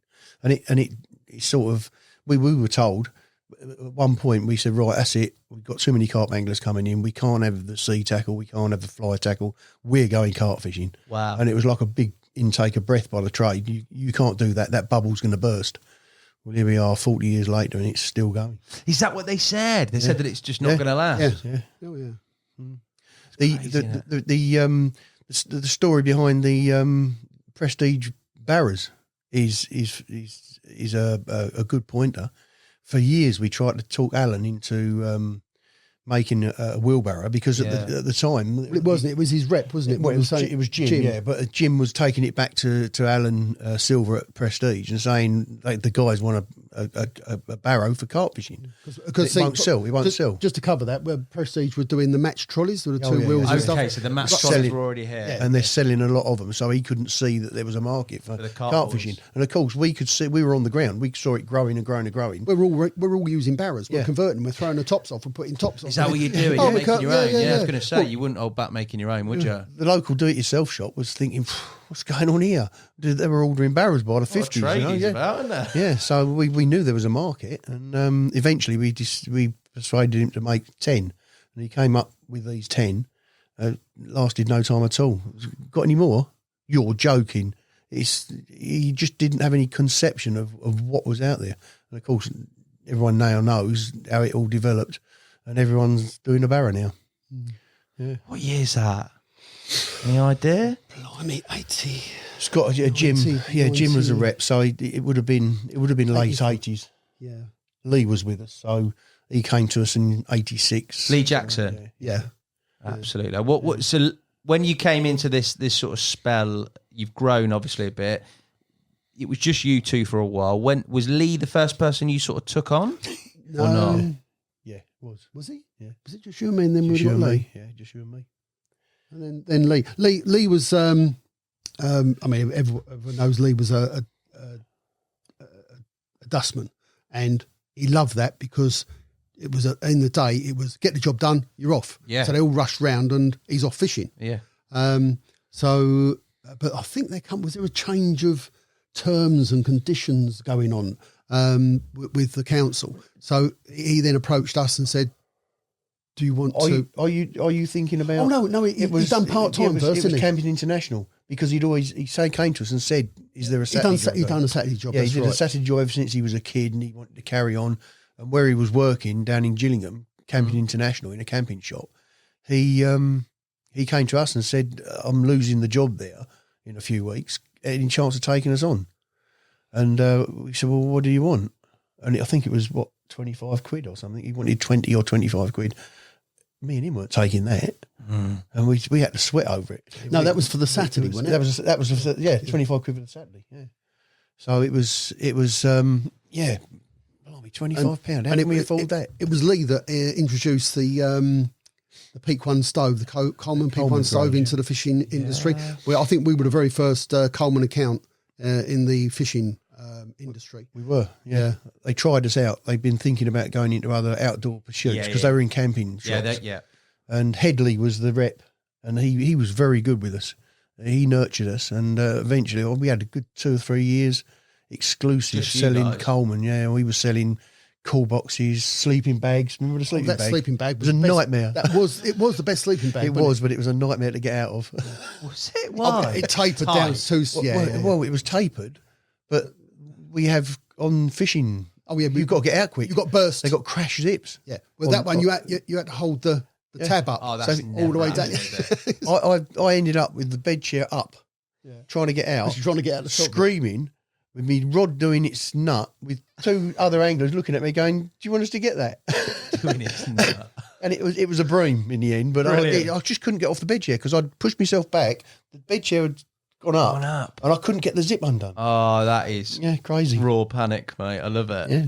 What a crazy time. For you, when you did sort of start taking Leon, was that in any way sort of change? Because obviously it's just you two working. Things are relatively tight. Obviously a lot of things are expanding and the industry's going a certain way and you've got maybe a certain vision. That point at which you start to take on a member of staff, even if it's just for a Saturday thing, for you, was that a case of looking at maybe making it happen so that you could grow? Was there that plan in all that or not? It's for me, I remember it's a responsibility. Whereas if it was just me and Kevin, if we didn't have the money to pay ourselves, we didn't pay ourselves. But we've got, when somebody else, you can't not pay someone. And then Lee went full time with us, and that was a big decision for you and me to sit down and talk about, wasn't it? Excuse me. I mean, the way I saw that era was, it was like, crikey, we're getting who was a footballer of the day. We're getting we're getting a really famous face in the shop. It's will it work? Won't it work? Because you hadn't done it before and you hadn't been involved in that sort of promotion or situation. We didn't know how it was going to work, but we'd already become established as the Carp shop. Yeah. And getting Lee on board just took us to another level. In what sense? People coming into the shop. To see Lee? To see Lee, yeah. I mean, Lee he had Thursdays off, and on a Thursday, do the fishing, etc. On a Friday, you couldn't get any work out of Lee but it was work because people are coming in. Lee, what did you do yesterday? Get a phone call. And of course, me and him would hear the first run of what happened the day before, and by the end of the day we've heard it 200 times, but it was people are interested by it, and there's all at that time there was things being learnt new, so it weren't just the catching of the fish. I found out that the fish were doing this, and so it wasn't just the capturing of fish, it's all information again, information coming through, because Lee was on the top table. He was the top table of carp anglers, so people wanted, and he was writing in magazines. I mean, it went on to get. What do you mean? He still is? He's second in the World Carp Classic. Well, he's doing really well now. Yeah. Go on, but no, he was up there. He caught the 40 from Harrow. Yeah. Harrow. Okay, he's had the Harrow fish. And the famous photograph with him holding it with Kevin Ellis on his shoulder and all the rest of the guys and. Yeah, curly hair. You wouldn't believe it now looking at him. He's brilliant. His podcast was brilliant. I really enjoyed sitting down and talking to him. He's a funny, genuine geezer, isn't he? Your experiences of working with Lee at the time, what was he like? Yeah, no, it was fun. It was fun. I mean, he's no longer with us, and COVID is a lot to do with that. But also, Lee lost interest a little bit. So it was a mutual decision that happened. But I always say he's the third brother. Yeah. He was with us for 30 years. Yeah. You can't help it. And as brothers do, as we do, we've fallen out over the years. We've had arguments and things like that, but he's still, I consider him part of the family. Yeah. I think for all everyone that's got a family can understand that, like, I will always love Kevin and Lee and my sister. One always like him. Don't have to like all the decisions they make, so. Especially if you're working in that environment, mate. Some of the decision he's made, you wouldn't believe it. Go on, talk me through some of his highlights. Plays golf. Plays golf. Being a partner with him was the worst one. Yeah, that is, I mean... I think that was a smart move, actually. That is a very intense environment you guys are working at. The stakes are quite high because you're pretty much all in. You've then got your dad putting some money in. You've then got what could have been, if it weren't for Lee's sort of general level-headed nature, a superstar coming in that can upset the melting pot. Even in that period of time, there's a lot going on, isn't there? That's part of it. Lee was grounded. Yeah. He wasn't the big I am. And a few of the anglers of the era could be like that. And a few shops took those anglers on, and the relationship didn't last as long. But Lee was very, very grounded and loyal. He's very loyal. One thing of way he works in his mind, he's got morals that he's been offered money to be sponsored by a brand. Yeah. And he going, well, I like your reels, but I'm not going to use your rods. Well, it's not happening then. Well, it ain't happening then. Yeah. 'Cause I can't tell people to use those rods when I ain't going to use them. Yeah. Yeah. Yeah, fair play. So, yeah, That's a principal bloke, isn't he? Yeah. So, a lot of respect there. But he should have taken the money. But it was me. There is a funny story about Lee when he first joined us, because obviously we knew all about the baits and the match baits and the things that we did. And one of the decisions we made years ago was don't do dyed maggots because of the carcinogens in the dyes. The bronze, we used to do it ourselves. I'm covered in bronze up here. Once it goes on, it's there for a week until the skin goes away again. Brutal. But yeah, it can cause... but it's bladder cancer. There was a run of bladder cancer and they couldn't figure out why it was happening. And then the common denominator was these guys were anglers. So we immediately, there's been all sorts of alternatives to dye maggots, but we decided we're only doing whites. And customer comes in, obviously matchy orientated guy, and he's come up to Lee and he said, a pint of pinkies, please. And Lee went, sorry, we only do whites. Of course, a pinky is a type of maggot. Yeah. So it was quite funny. What did he say to the old match angler? No, I said, no, Lee. Oh, did you? Yeah. I said, no, don't turn him. A pinky is a different type of maggot. In essence, same thing. Brilliant.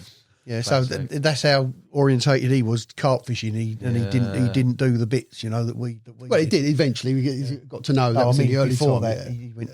Take him under your wing and showing the full spectrum of angling, did you? Yeah. He naturally learned it. It's like when someone comes to work for you, that they know what they use. Yeah. Even in carp fishing, so like they don't know everything carp, so it takes a long time to get people up to speed on all the different bits that are available. So yeah, it is involved. Business wise for you, was there a point at which, obviously we talked about taking Leon, was there a point at which things really sort of got to the point where you thought, all right, okay, this ain't just something that we're ticking over. This is sort of taking a bit of an upward turn here, and we've got a chance to, do you know what I mean, make it financially viable, let's say. Right. I think the second shop we had, it was a struggle. I mean, it was hard work. Then it got, I don't know how long we was in the shop for, Kev? 17 years. 17 years. So 17 years in the second shop. I suppose it got comfortable after 10 to 12 years. We had money in the bank, we could, etc. And then, who was it pointed out the new shop? We were looking for, we had an off-site storage area. The catalogue started coming because we thought, well, if people come in and they say we've got 12 different bed chairs available, we couldn't display them. So a little bit of grass outside, but get every 12 bed chair out. All of them, and show that. Oh, that's not what I want. That's not what I want. That's not what I want.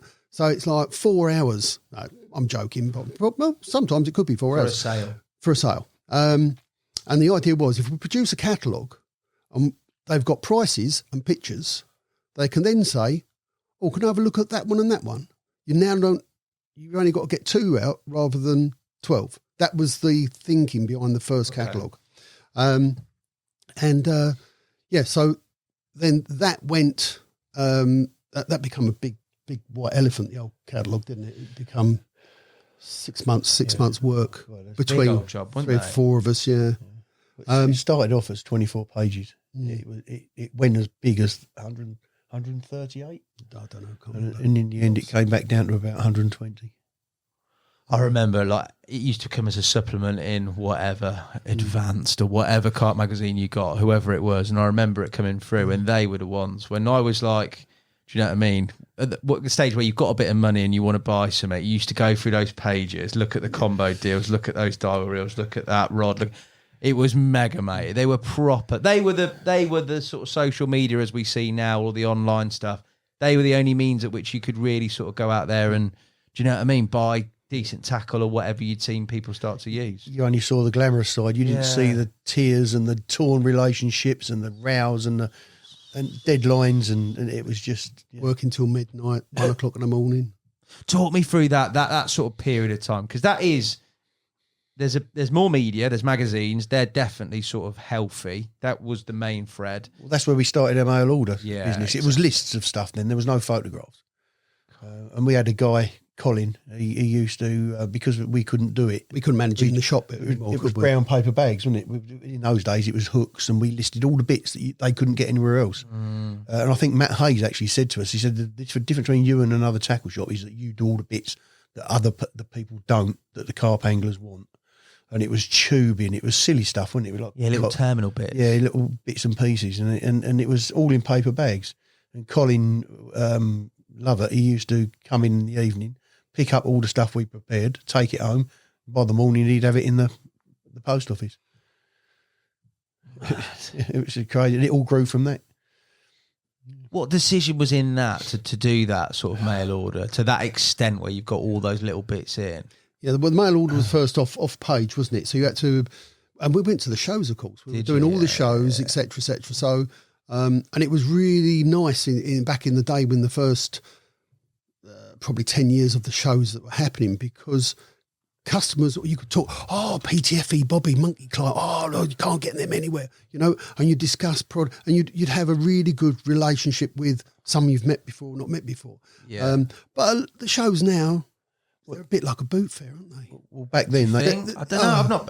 I can know nothing else. Do you know what I mean? In terms of my experience of the shows. Back then, the people just wanted to see the new stuff, what was coming, because we can talk about the shop, but we wouldn't be here now if it hadn't been for the evolution of Nash, Fox. Later on, obviously 10 or so years later on, you got Calder and things like that. And we came in when there was no carp suppliers at all. Yeah. There was nothing. Everybody was adapting stuff. You had 60-inch wave look brollies. Coniflex were just beginning to make proper carp rods. Before that, they were using bass rods or tank aerials or whatever they could get. No, Sportex. Sportex was one of the early ones, and Sportex. But it was all and Tricast. It was almost like you plant 10 seeds and they all grow together to this big industry, and it was and that's what. And we were just fortunate enough to be in the right place at the right time when carp fishing became, again, commercial. I don't like the word. Yeah. It started to grow. Yeah, the shows, you wasn't having the passion from the people going to the shows anymore. In recent times, you're talking. Yeah. Is it diminished in terms In of the last, I would say, last 10 years, I would say. 10 years. Yeah, well, maybe before that. It all changed. Why do you think that is? Because there's not anything Well, revolutionary. no, I mean, back in the day, there was a handful of shops, Middlesex Angling Centre, Simpsons, us. There's more famous Browns. No, Browns weren't. Who's the other guy? Done he was a brilliant engineer. He was a tackle shop owner as well. Dons of Edmonton. What a guy. Dons. I don't know if you've been inside a reel, but there's that. What's that? Helical gear. Helical gear that makes it go up and down. Right. It was Don that said to was it John Loftus? I think from John Loftus. But whoever he said it to, he had this idea of the helical gear, and I mean, 90% of reels got that helical gear in it, and he didn't get any thanks for that design. It's crazy. There's a lot of things like that. Talking about back in the past, just jumped in my head because I'm old. Jerry Savage, because we're talking about old rods. I'm thinking about suddenly Jerry Savage. Right, so in the first shop, Jerry was a local guy. He came into the shop, etc. And one day he came into the shop. He taught me a lesson. He did. He said, "Right, it's got what's new? Anything new?" I said, "Well, yeah, there's these Drennan Super Specialists." So that must have been 83, 4, 5, something like that. Yeah. And they're new. Oh, okay. I'll tell you what they're like. Put him straight in his pocket. But he was cheeky, so. I mean, obviously, for people who don't know, Jerry was synonymous with the bait development with Fred Wilton. And obviously Fred and Jerry had a bit of a falling out over which way they should go with it. And Jerry became connected to Richworth as well. And he used to do that in our new shop. He used to walk in, 4 bags of Richworth, tell Bob I've taken these, and off he'd go. Could be our last 4 bags of whatever flavour, you know, but he just didn't. There's no sort of, would you mind if and all that. It's like, right, I mean, these tell Bob, that's it. What other characters? You must have had loads back in the day, mate. We have. It's hard thinking of them. We've got a list of, Snack Pot. Snack Pot? Right, he's not. Did you give them all nicknames and stuff? Yeah, they all had nicknames. All had nicknames. There's one called Streetwise.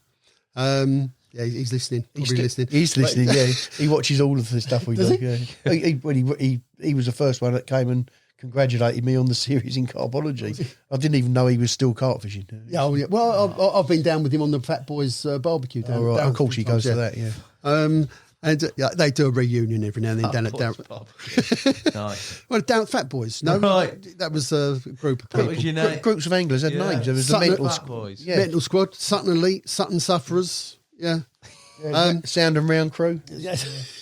What was I saying before you rudely interrupted Snack me? Pot? Was it Snack Pot? Oh, yeah, Snack Pot. Right, yeah. So what we used to do, we used to show where I think we've showed tens of thousands of people on how to tie rigs, how to use power gum. You know, so they'll think, oh, you do this only because we've learned it from the customers that come into us. Yeah, we're not. We're just the bearer of news, aren't we? We're just come. Oh, look, this is what we're showing. So, so we used to take something off take about 10 inches of braid off of something or nylon. I said, turn around, put this thing back on the wall. See, so Snack Pot come in once and he's gone. Look, Gal, look, I know you do a really good job showing people how to do things. He said, but I've only got 12 inches of power gum elastic on this spool. So then that's when we can't be doing that. So we ended up with a lot of demonstration box. Bits, yeah. Yeah, so that's what we had in Why was he called Snack Pot? Because he ate snack pots. Yeah. Did he? It was the modern, logical. It was the old day of that's the pot noodle things. Yeah. And getting back to Streetwise, the reason he was called Streetwise because he was new on Darenth, and he had T-shirts that said Streetwise. I mean, it is so. I love stuff like that. You got the red shadow. Oh yeah, the red shadow. Yeah, that's you didn't want him shadowing you, that's for sure. Melvin Streeter, the two we spoke about earlier. Yeah, Streeter brothers. Oh yeah, they're stunning. I mean, he's a stand-up comedian, isn't he? Joe's good as well. That's when I think tackle shops. Like that's what I think. Like banter, the exchange of information. I punished like my local tackle shop owner. They were brilliant, but that whole environment whereby you're in there, everybody's having a bit of banter, but you are also having a cup of tea, learning a bit, buying a few items of tackle. It is like a hub. It's like social media is now, where you talk to your mates maybe, or do you know what I mean? But in a very much more personal manner. Yeah. Another thing we done, we didn't. I think Lee did it. He put 3 cans or 2 cans of dog food in his rucksack, in Snack Pot's rucksack. So he's coming to buy something, put his rucksack down, and he's put 3 cans of dog food, and it was a really long time until Snack Pot realised that these were in his rucksack. You would have thought it found them straight away, but it was a month or 2. It was ridiculous. Yeah, he'd been carrying them about. That's brilliant, mate. That is. Yeah, banter. Yeah, mate, but it's what it's about, though, isn't it? Yeah. Sometimes I think people forget that it is a hobby. You got to be having a good time. Do you know what I mean? Might be cool, like Carpy, to be pretty serious and take it seriously, but you got to have a laugh, mate. That's what life's all about. And we've had sad times and we've had some real good laughs. The characters that we've seen over the years. Oh yeah, the parties. How about the parties we had? There was Party nights. Yeah, Party nights.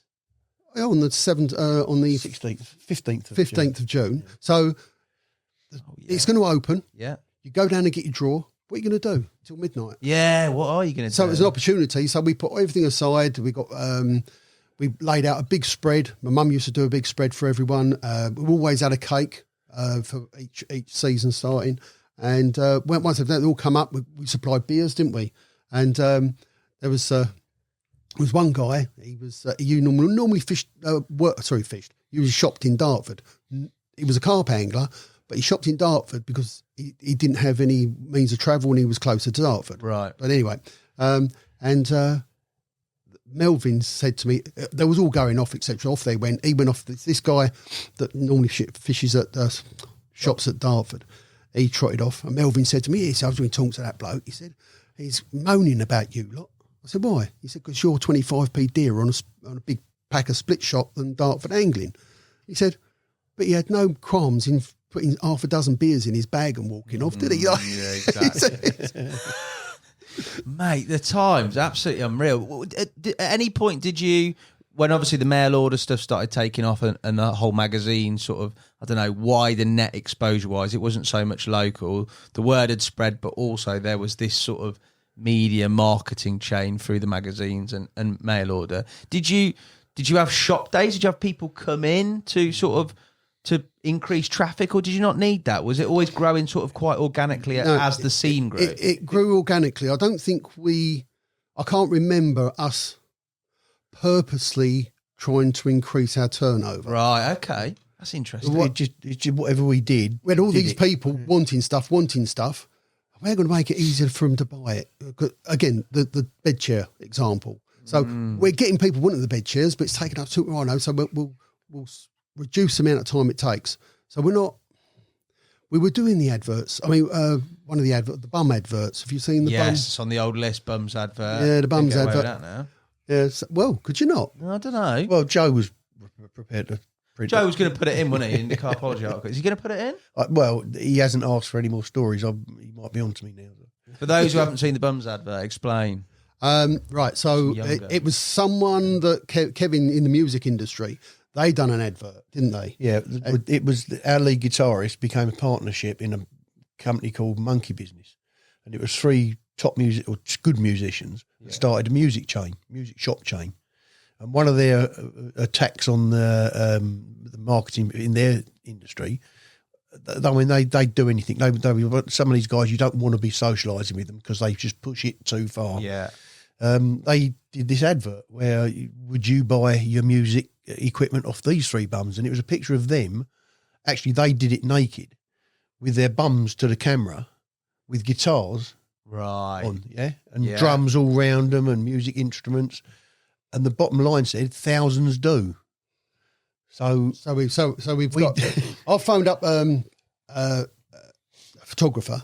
Yeah. So look, this is what we're going to do. We're going to have a load of fishing tackle around us. We're going to have just t-shirts on, have our bums hanging out, and we're going to put an advert out. We need someone to take the photograph. So I said, okay, we made a date, and we turned up. All 3 of us got a van, had my van full of gear, didn't we, and everything. So we've gone along and knocked on the door. And this woman's answered this. It's in a unit. She said, Gary Peet. I was, oh, right. She said, so it's true. You're going to do this, what I've described. Because it was near April the 1st. The photographer thought it was something to do with one of his mates winding him up.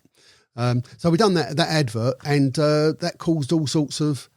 Bit of a stir. Oh, yeah. So what a lovely advert, bad publicity, good publicity. It's like everyone was moaning about it. Then we had women writing in because it was all. Have actually people moan about it? Well, the thing was, and this is where trying to recall these occasions where we get cloudy.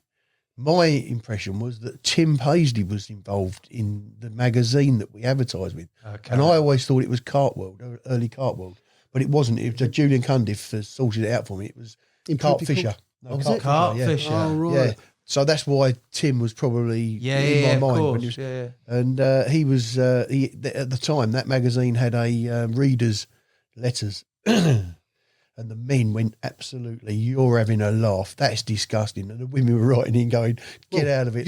They've been doing it in the Sun for years. Page 3, page 3. Yeah, we want more of it and all that. Yeah, so That's mad when you think about some of the antics, when you think about like what you've been told back in the day, you know, when people were on certain syndicates, they might have had a few too many cans. There was a bit more than a couple of bums out. Do you know what I mean? Oh, yeah. It's mad, isn't it? Yeah, but it wasn't put in the public eye. I suppose. Or another ditty. Right, we're doing the photograph. Got our backs turned. You'll see the photograph. We've got it like that. And the photographer's going. First of all, my physique and Gary's physique's a little bit chunkier than Lee's. Right. So, Lee. You do put him in the middle. No, yeah, he was in the middle. So, Lee, close your legs. This is the photographer. No, Lee, close your legs. Our boilies are out, mate. You don't want to see the boilies. Well, his nickname's not the Python for no reason. Oh, wow. Incredible. Yeah. What a mad times that is. But then there was a spate of that. I remember, like, you seeing similar lines, but controversial-esque adverts.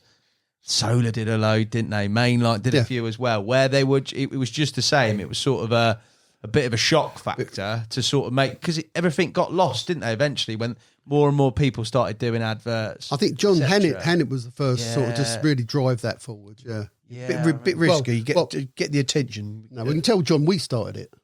You did the bums, mate. Unbelievable. Back in the day. This is all in the second site. When did you move from that? You said you're 17 years in that, did you? Yeah. Right, so we got sort of semi-comfortable with finances towards the last third of being in that other shop. We were outgrowing. I was taking more and more trips backwards and forwards to the off-site storage area.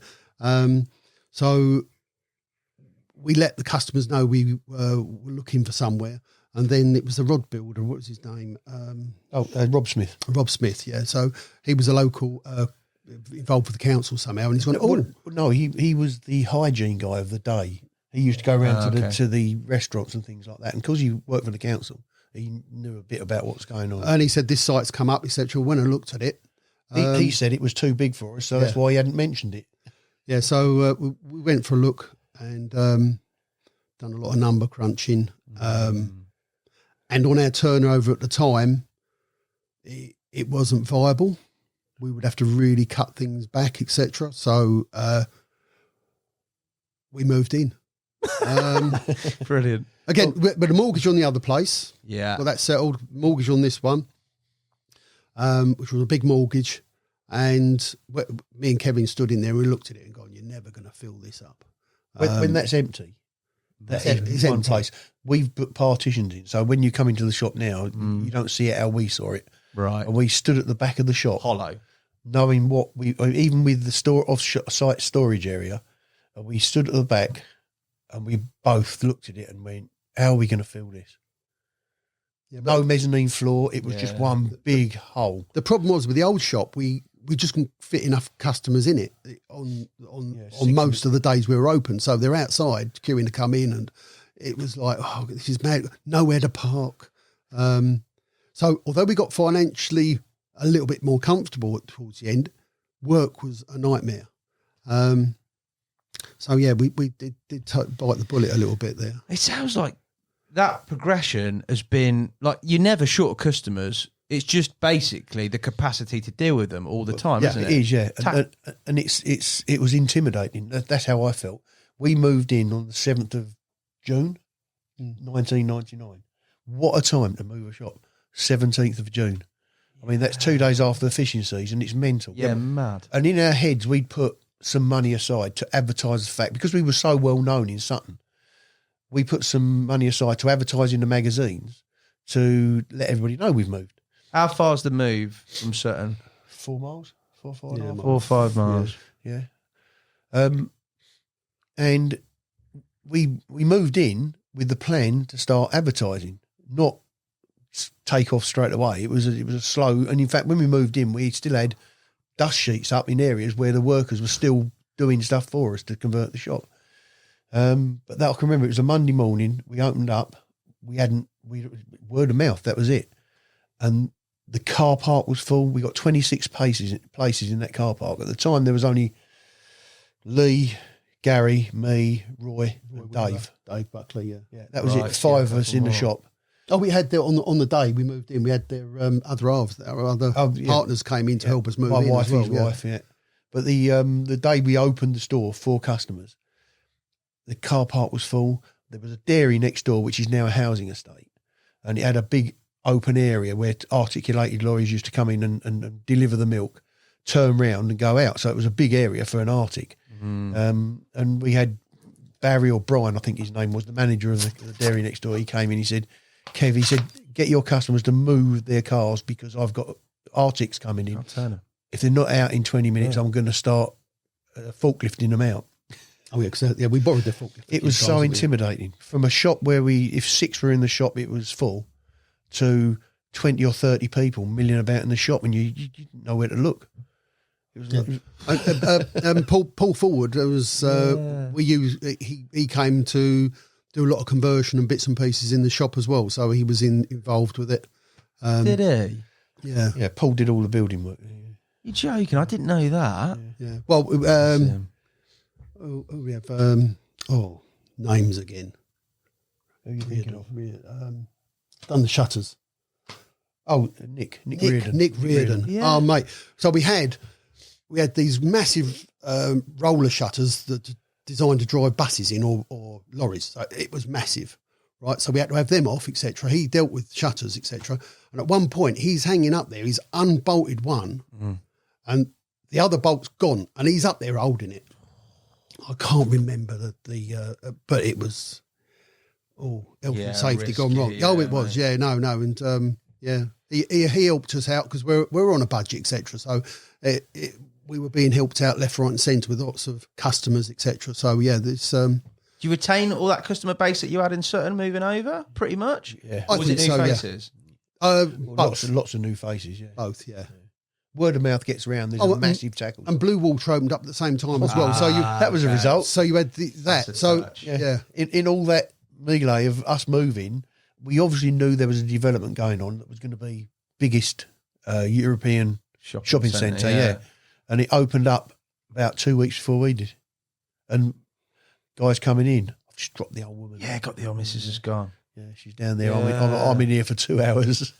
What about your experiences at this time of sort of suppliers? Obviously, you've moved to a bigger property. You've got existing contracts with various brands. I'm guessing Nashy's one of them. But that time and your relationship with those guys, was it pretty amenable, easy to get on with? Obviously, it's business, so you're going to have different characters within that. What was Nashy like early days, getting your account? Well, actually, he was okay. I've got a recollection. Gary was doing custom build rods. Yes. And this was in our first, and basically we split the business because there was rods and reels. I mean, I was a mechanic, so I did all the servicing on the reels. Gary built the rods. He built the rods. Now, I think it was Roger Smith and Kerry gave Kevin an idea about a rod holdall, because in those days we were breaking the rods down, we were winding the line back on, back in the bags, and it was taking. And when you went fishing again next time, it's taking you like 3/4 of an hour before you're casting out. So they come up with this idea of collapsing the rods with all the kit on it. So the next time you fish, you just cast out, put bait on, cast out.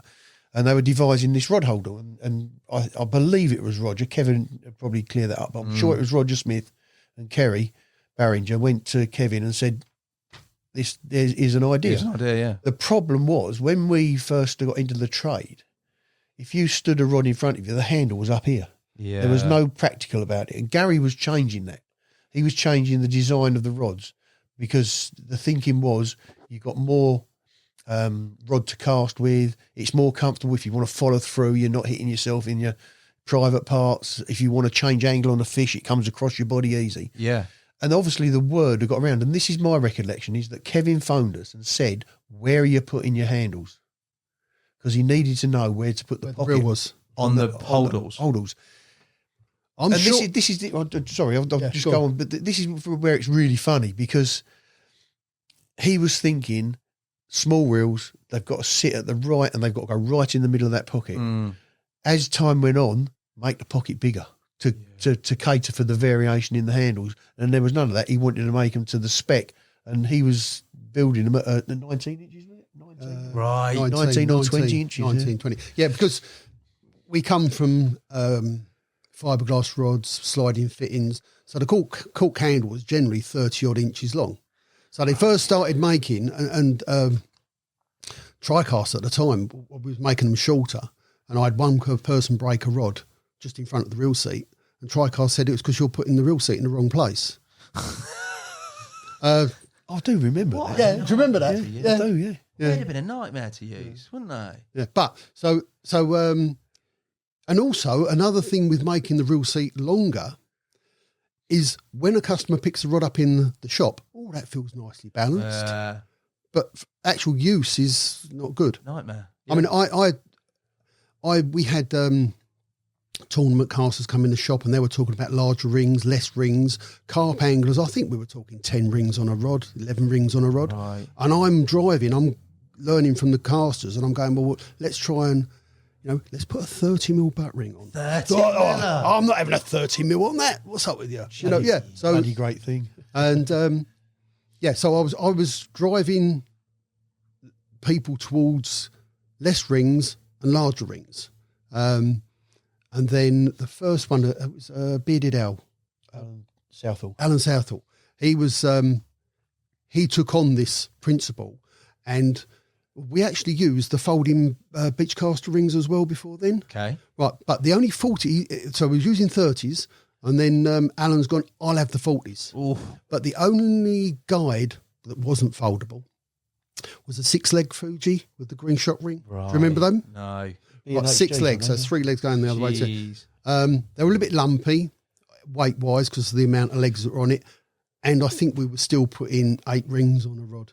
Okay. At the time. So he had a Coniflex, real heavy test curve, 2.5, I think he had at the Big time. boy. That's a proper casting setup like that. 40 miller. He's an absolute But unit, to my knowledge, he was the first guy to have a carp rod made with 40mm rings. Yeah. They were 11 foots in those days. Yeah, the 11s. Were they? Yeah. I remember Nashy talking about the lengths of them. That's mad, isn't it? Yeah. 40 mil. Mad. Now you just 50s are standard, aren't they? Oh, yeah, but there's arguments for 50s and 40s there. Oh, here but we go. yeah. Where are you on the old 50s and 40s camp? I love a 40. Do you? Yeah, I do the as old well. school in you though, isn't it? Yeah. Well, there's a misconception that a 50mm will get you more distance, but the only thing that will get you more distance is you increasing speed. Your technique. You're improving your technique is the only way you're going to get it. You don't think there's any difference? The equipment will aid you. Yeah. But for a guy to walk in cold and say, I want more distance, so I'm going to buy a 50mm because I've got a 40mm, he's not going to crack it. It's not significant enough. No. Yeah. It was something started by Hutchinson back in the day. 50s? Yeah, because he was fishing bigger pits in France. Right. He needed to cast a lot. There was no bait boats or rowing out or anything like that. It didn't even cross your mind. And I remember him telling us in the shop that he was looking at the sea anglers, and the sea anglers had these great big sort of hula hoops on their rods that folded down for packing up, and they were using big fixed spool reels and multipliers. But the guys who were using the big spool reels, I think a guy called John Holden was one of the top casters in the country, and he was doing something like 180, 200 yards with a fixed spool. But that's because his technique was good, and the equipment he was using Ziplexes and things like that. But the logic was they're using big rings, they're using big reels. So that's what we're going to. I think with the I'll cover on the big ring business. What's good and bad about that, in my opinion, is someone, John Carver, who's a good, very, very, very good caster back in the day, and he wrote. I'm sorry if it's wrong, John, but this is how I remember it, and I'm old. He recommended you have the butt ring as far up on the butt section as you can. So the trend then was people that had rods. I was stripping rods and rebuilding them to go further up. And then what occurred was a lot of people started getting line wraps. Wraps, yeah. I started dealing with Bruce Ashby selling his Ranger rods, and I noticed that his rings were lower than what was recommended for distance fishing. And I said to Bruce, I said, well, you've got all these. He said, look, it's all right for all these people, he says, putting the ring, putting these rod builders, putting the ring up that high. He said, but I use my stuff. And he said, I've been getting line fraps ever since I've done that. So I've dropped them all down. No problem. No problem. So that is how I make my standard rod. If someone wants them put in the wrong place, as he called it, I'll do it. He said. The tournament caster. Oh, is he more involved with that? Oh, Miles Gascoigne, Mark Hutchinson. That's it. Yeah. Name, thing, age. Right. So they were looking into why some rods with the ring up that high wouldn't grab the butt ring, and some rods did. And they were identifying the softer action rods were the ones causing this line grabbing. Yeah. Stiff butted rods, so a distance rod. No worries. Occasionally, but it wasn't so much a problem. And they were thinking, Miles said to me, we think it's because when you bend a rod, because it's so far up there and it's a through action rod, the line goes on the other side of the blank. Right. And causes some sort of, they never got to the bottom of it, why. But that was their... But it's that path of the line is not being along that blank. It's got it's in some way, it's got inhibited. Throughout this course of time, a lot of this has gone very smoothly. I know there's been hard work in there. There's been a lot of blood, sweat and tears, and there's been times where probably financially it's not been or seemed very beneficial. But we've gone through a very sort of nice progression from small start through to a big premises now. Mm-hmm. In that time, I cannot be naive in thinking that it's all gone that smoothly. Talk to me about probably the flip side of all that sort of progression and expansion. Has there been lows? Has there been significant moments whereby you've had hard times, or you've had particular people that you've dealt with that have been hard, or incidents? Talk to me about the other side of the coin. I think when we moved to the shop we got now, I was very concerned with the finances. I mean, my wife Jackie, she's been dealing with the finances ever since we started. You joking? Yeah, don't have a male deal with your finances. Get a woman to sort it out. Yeah, probably quite wise. And right at the beginning, it was touch and go, right, going back in 83 plus, hard work for a long, long, long time. And then the next hardest work was the new shop. We knew it was a big gamble. And I think for 3 to 5 years, we're thinking, are we going to make it this year? Can we get through this? Can we get through it? Can we get through it? And we're paying people that are working with us more than we're paying ourselves. So, but from the outside, it all look at you. You've got a big shop. Looks, yeah. So it was. I mean, our customers that stayed with us, they're the ones that have supported us all this time.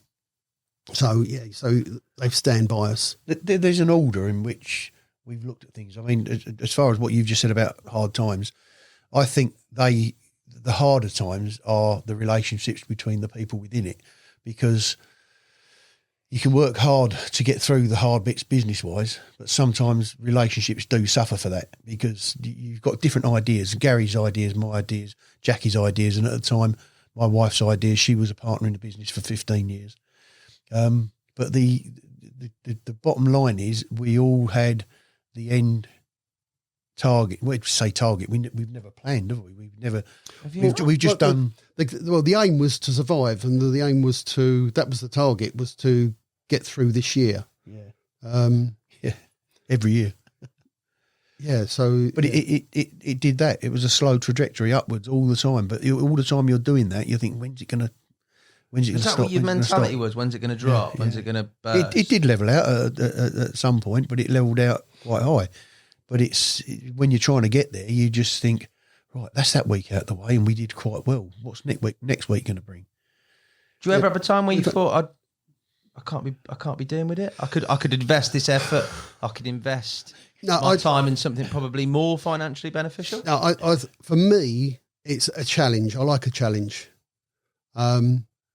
It's like why we go carp fishing. If I'm catching carp it bores me to catch carp after carp. Well, other people would love it. Yeah. I go, no, I want a challenge. Give me a lake with no carp. that's a challenge, you know. So the business is a challenge. So I view the business like I do my fishing. It's a hobby. So it's not work. Yeah, that's the crux of it. So really? That's why I can work till 10 o'clock at night, because it's a hobby. You can tie rigs till 10 o'clock at night. You could make bait till 10. Yeah. I mean, I completely get it. It's a lifestyle, isn't it? It becomes you, doesn't it? And everybody around you sort of adopts the same. They know that you might be away filming, or they know you might be in the shop late doing a stock take. Yeah. Whatever you're doing, it becomes a lifestyle, doesn't it? Yeah. But some people, I don't know. That's how I see it. But some people see it very much as their effort, their investment, and it being financial. At the end of the day, it's a business. But clearly, that has never been a motivating factor for you guys, and it's just been that sort of survival. Yeah, survival. Get through this year. How can you make it easier not to go bust? You know. So it's people say, like, from the outside, they think, oh, money. You're not. I mean, when I was selling cars, there was a guy called Morris. We used to take the cars down, the second-hand cars.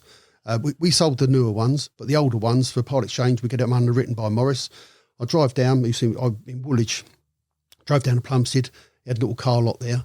Then there was this big thing opposite, called A1 Motors, arrived opposite him, directly opposite. Okay. And I said to him one day, I said, Morris, what do you think about what's going on there? Tell you one little secret, he said. Okay, keep an eye on your competition. Don't stress over it, he said. Look after your customers. That's where your focus has got to be. Look after your customers. Do your best for your customers. If you're worrying about this person, what they're doing, etc., too much, you would then take the focus off the customer, and the customer's not going to come back. So we have a staff meeting every Thursday to try and install in our. We do install our staff are brilliant. So that just helps keep that going. The customer is king. So you've got to look after them. I talk about you deal with customers differently. I tell them about why customers go fishing. Find out why he goes fishing. Then you can understand him better and point out things that he will prefer to other things. So it's so it's looking after the customers. One of the things I think that is in our nature that we've got in common is when I first started selling on the road, my sales manager said to me straight away, I mean, he'd known me for months, and he took me into a pub to give me some pointers about going out on the road and whatever. And he said, you're going to do all right. He said, because you're not bothered about what you're selling. He said, you sell the products, you can be selling the worst things in the world, but if people like you, they'll come to you.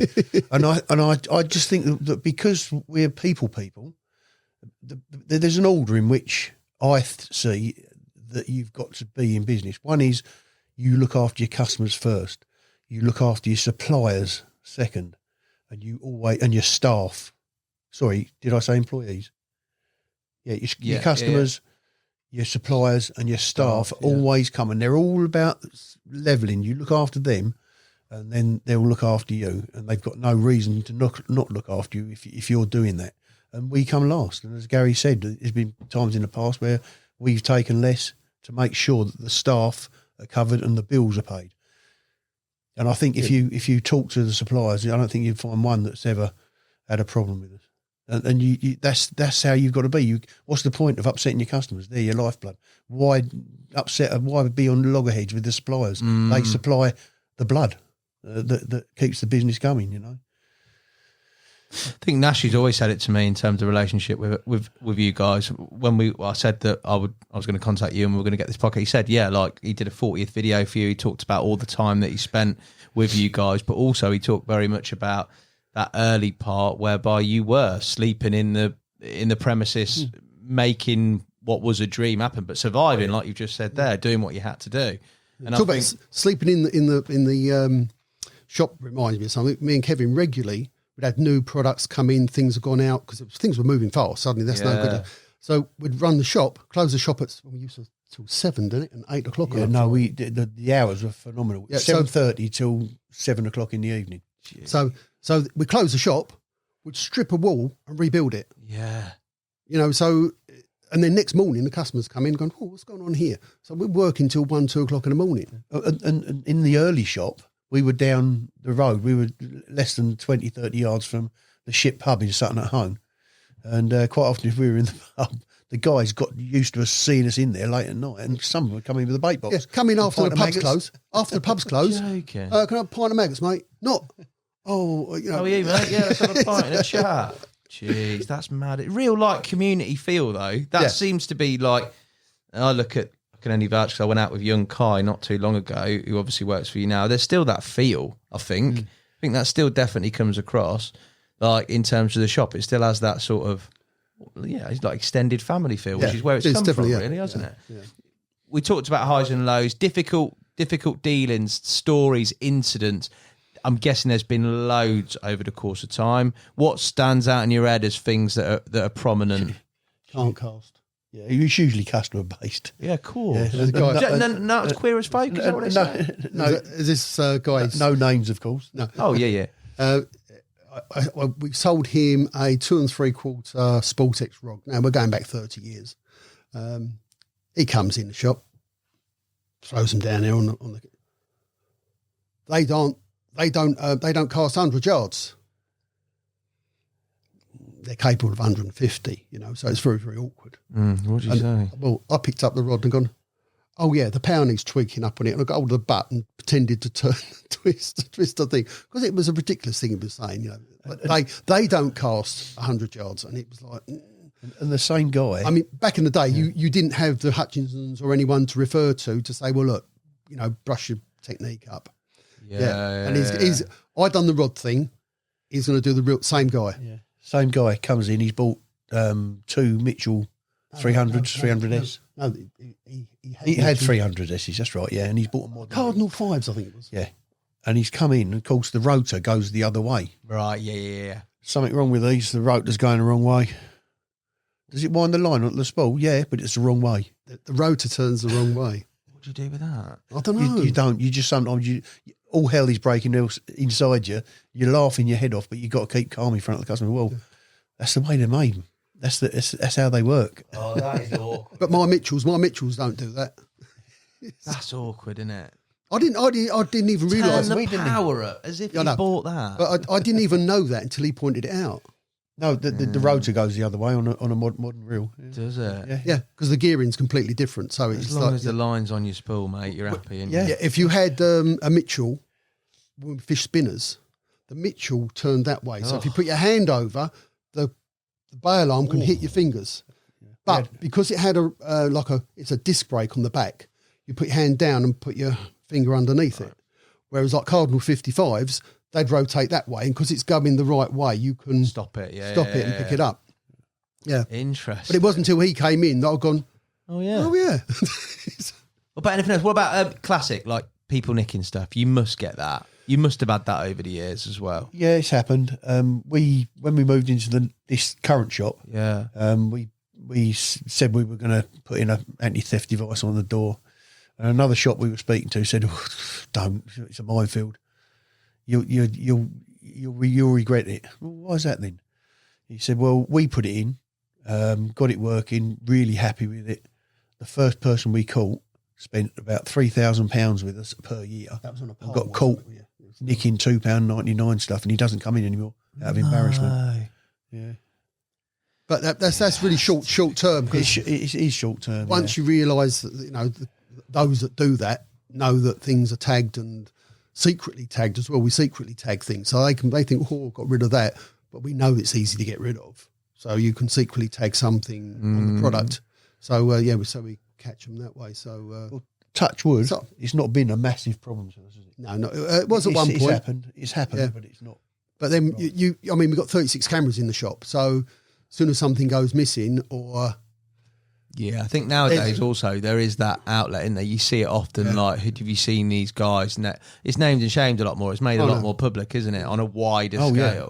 So there is that as a deterrent as well. We get the like they might take the package. You might take a packaging off. So we'd find it, rewind, see who done it.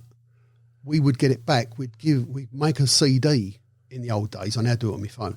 Do a CD, bit of paper. So I've got the packaging, a CD. when that customer comes in again, give us a shout. And I go down and go, how you doing, mate? All right. Yeah. There's a few out there that have had this. So I said, here, look at this little. I don't know, because I do it now with the phone. I said, you've seen this, because I think they're going to do it on the phone. They're going to show you a funny. Oh, no. And it's, yeah, mate, it's you nicking. And there's packaging. But yeah, we used to give them a CD. We said, that's the packaging you had. There's CD. And they used to go home and look at the CD at home to show them what they were doing. Oh, you beauty, mate. Oh, we would ban them from the shop. Do you? Oh, yeah. Just ban them. Can't come in anymore. Throughout this period of time, we talked a little bit earlier on about your carp fishing. We talked a bit about what you were doing, where you went. I think we got up to going to Quis, and we got around sort of fishing here, unknown waters, and chasing whatever could be out there. This time, where you've gone from property, spent 17 years in that middle property, and then moved to the big property, how has that, and it must have, impacted your actual fishing? Because I always find it quite interesting that you've basically opened up a massive network with the likes of Kev, who's got church, with the likes of Danny, who've got venues or people who know venues or contacts or offers to go on to places. But you're also frantically busy, because that's the nature of the business is on you. Is it massively affected and impacted your fishing? Well, the contacts is probably for Kevin. Well, for Kevin, he would fish Nash's lakes here. He loves it down here, etc. It's not for me, because I know. You know the names. I know what's in there. He's never caught one. I will come. Yeah.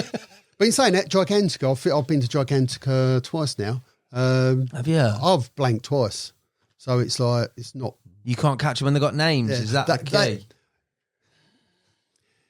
It's more of a social. So I'll go, I'll fish Darenth. For me, it'll be a social. I'm there for the lads, etc., and the laugh. But for my serious side, I can't get me fishing tackle out. It'd be too much effort for what I know's in the lake. Gary's idea of a good session is getting in his boat on the Medway, going down to a place that you can't access from anywhere else, digging a swim. With his dog, fishing it. Right. No one knows he's there. He's not there to catch a big fish and show it off. He's there for his own satisfaction. I will get a buzz, honestly. The first fish I had at the Medway was a 5 pound common. I was over the moon. Yes. And I've caught 30s at that point. So the achievement was greater than catching a lot of the fish out of Darenth. I get it. I don't know if you do, but I do get it. That's you, isn't it? That's what it's just different. That's the beauty of carp fishing, isn't it? It's different for different people. Well, it's carp fishing, but I know we're on a carp fishing, but I fish for anything that swims. So yeah, but you like that element of sort of escapism and oh yeah, chill. You wouldn't go and, let's say, I don't know, go to a still water and catch barbel. You'd go and catch them on the river if you're going to catch them. Yeah. You want things raw as it is, natural. You're basically a product of where you've come from early years. Yeah. So as a kid, I was going up and down. What was the surprise? So I'm back to that. That's what floats my boat. Where's the best fishing you've had then for that? Blimey, I would say you've been everywhere. I've got this list. I've got the Ebro. I've got all sorts of different places everywhere. Like, there's a good list of places on there. They're all good in their own ways, but I think for carp. Yeah. When I decided to go and fish for carp, fish places that haven't got carp in them, and then fish the Medway, that was a big buzz for me. I've fished the Rother. I've just recently done 4 years on the Stour. This is a typical. I enjoyed myself completely. Loved every minute. Loved the blanks as well. Just enjoy being there. Got beavers going up and down the Stour as well now, which I thought was otters, but. At one point. Beaver. Yeah. What you've been doing with them? Well, it's been good because great selection of hats this winter. It's 3 years back. These two otters used to come up in the evening every time. Yeah. Well, not together. One come up, one come up. Then next year, two of them again. One come up, one come up. But this past year, one come up, one come up. Then a smaller one comes up, and a smaller one comes up. So that's just nice to see that. You know, but the biggest in the River Stour, the biggest fish I've had out there is 24 pound. So that's an incredible fish, mate. The general stamp of the fish is 12 to 15. But I enjoy fishing it, and other people will go, all the effort for that. But no, there is something special there. I think there's definitely, like, I don't think you can compare it to sort of fishing on lakes. As you say, it's known stock, but that wild river element and not knowing what the next bite is, a 20-pounder from a river system's mega, mate. Well, the Medway, the biggest one I had out of there was 24 or 25 pound common. Me and my friend had in one night. One of us had a 24, one of us had a 25. I can't remember which way it was round, but that was the biggest ones we had. But then when I left it, there was a flood from Monk's Lake up to, and then people start catching 30s. Yeah. So like I've done 5 years on there, but now what? You ran it at 25. Same for the Rother. Wait for the next flood, mate. One of the biggest fish out of the Rother, that was 23 pound. I convinced one of my mates, James Parry, that lives down there. He was fishing a local lake. I said, "You want to fish the Rother, mate?" Because I'd heard rumours of bigger fish. And it might have been a year later, and he phoned me up. He'd gone, "Gal, I've fished the Rother for the first time, and I've caught a 36. The first time. Cheers, mate. But it was in the days when you didn't have sending pictures. So he posted a picture of it down. And I'm going around the shop going, "Oh, do you know that James Parry? Look, first time I fished it for 2 years and caught 23. I went to Peter Jones, our manager, and I'm here, Pete, that's that James Parry's caught this fish. I said, the biggest fish I had was 23. He's gone, "You think the same fish, didn't you?" I'm like, go home, right? And it was the same fish. Never. So I phoned James up and I said, "You do realise you..." Oh, and also I found out that I caught it at 19 as well, right at the beginning time. So I said, "Do you realise, James, you've caught the mug carp out the Rother?"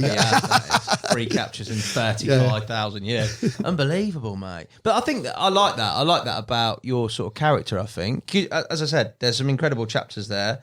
I'll reference the Ebro because that's a river. But, mate, that sounded like you've had a fair old tattoo there. Yeah, mate. well, that goes back to one of our customers, Chris Tribber, hardened carp angler, went out to the Ebro for a holiday, enjoyed catfishing.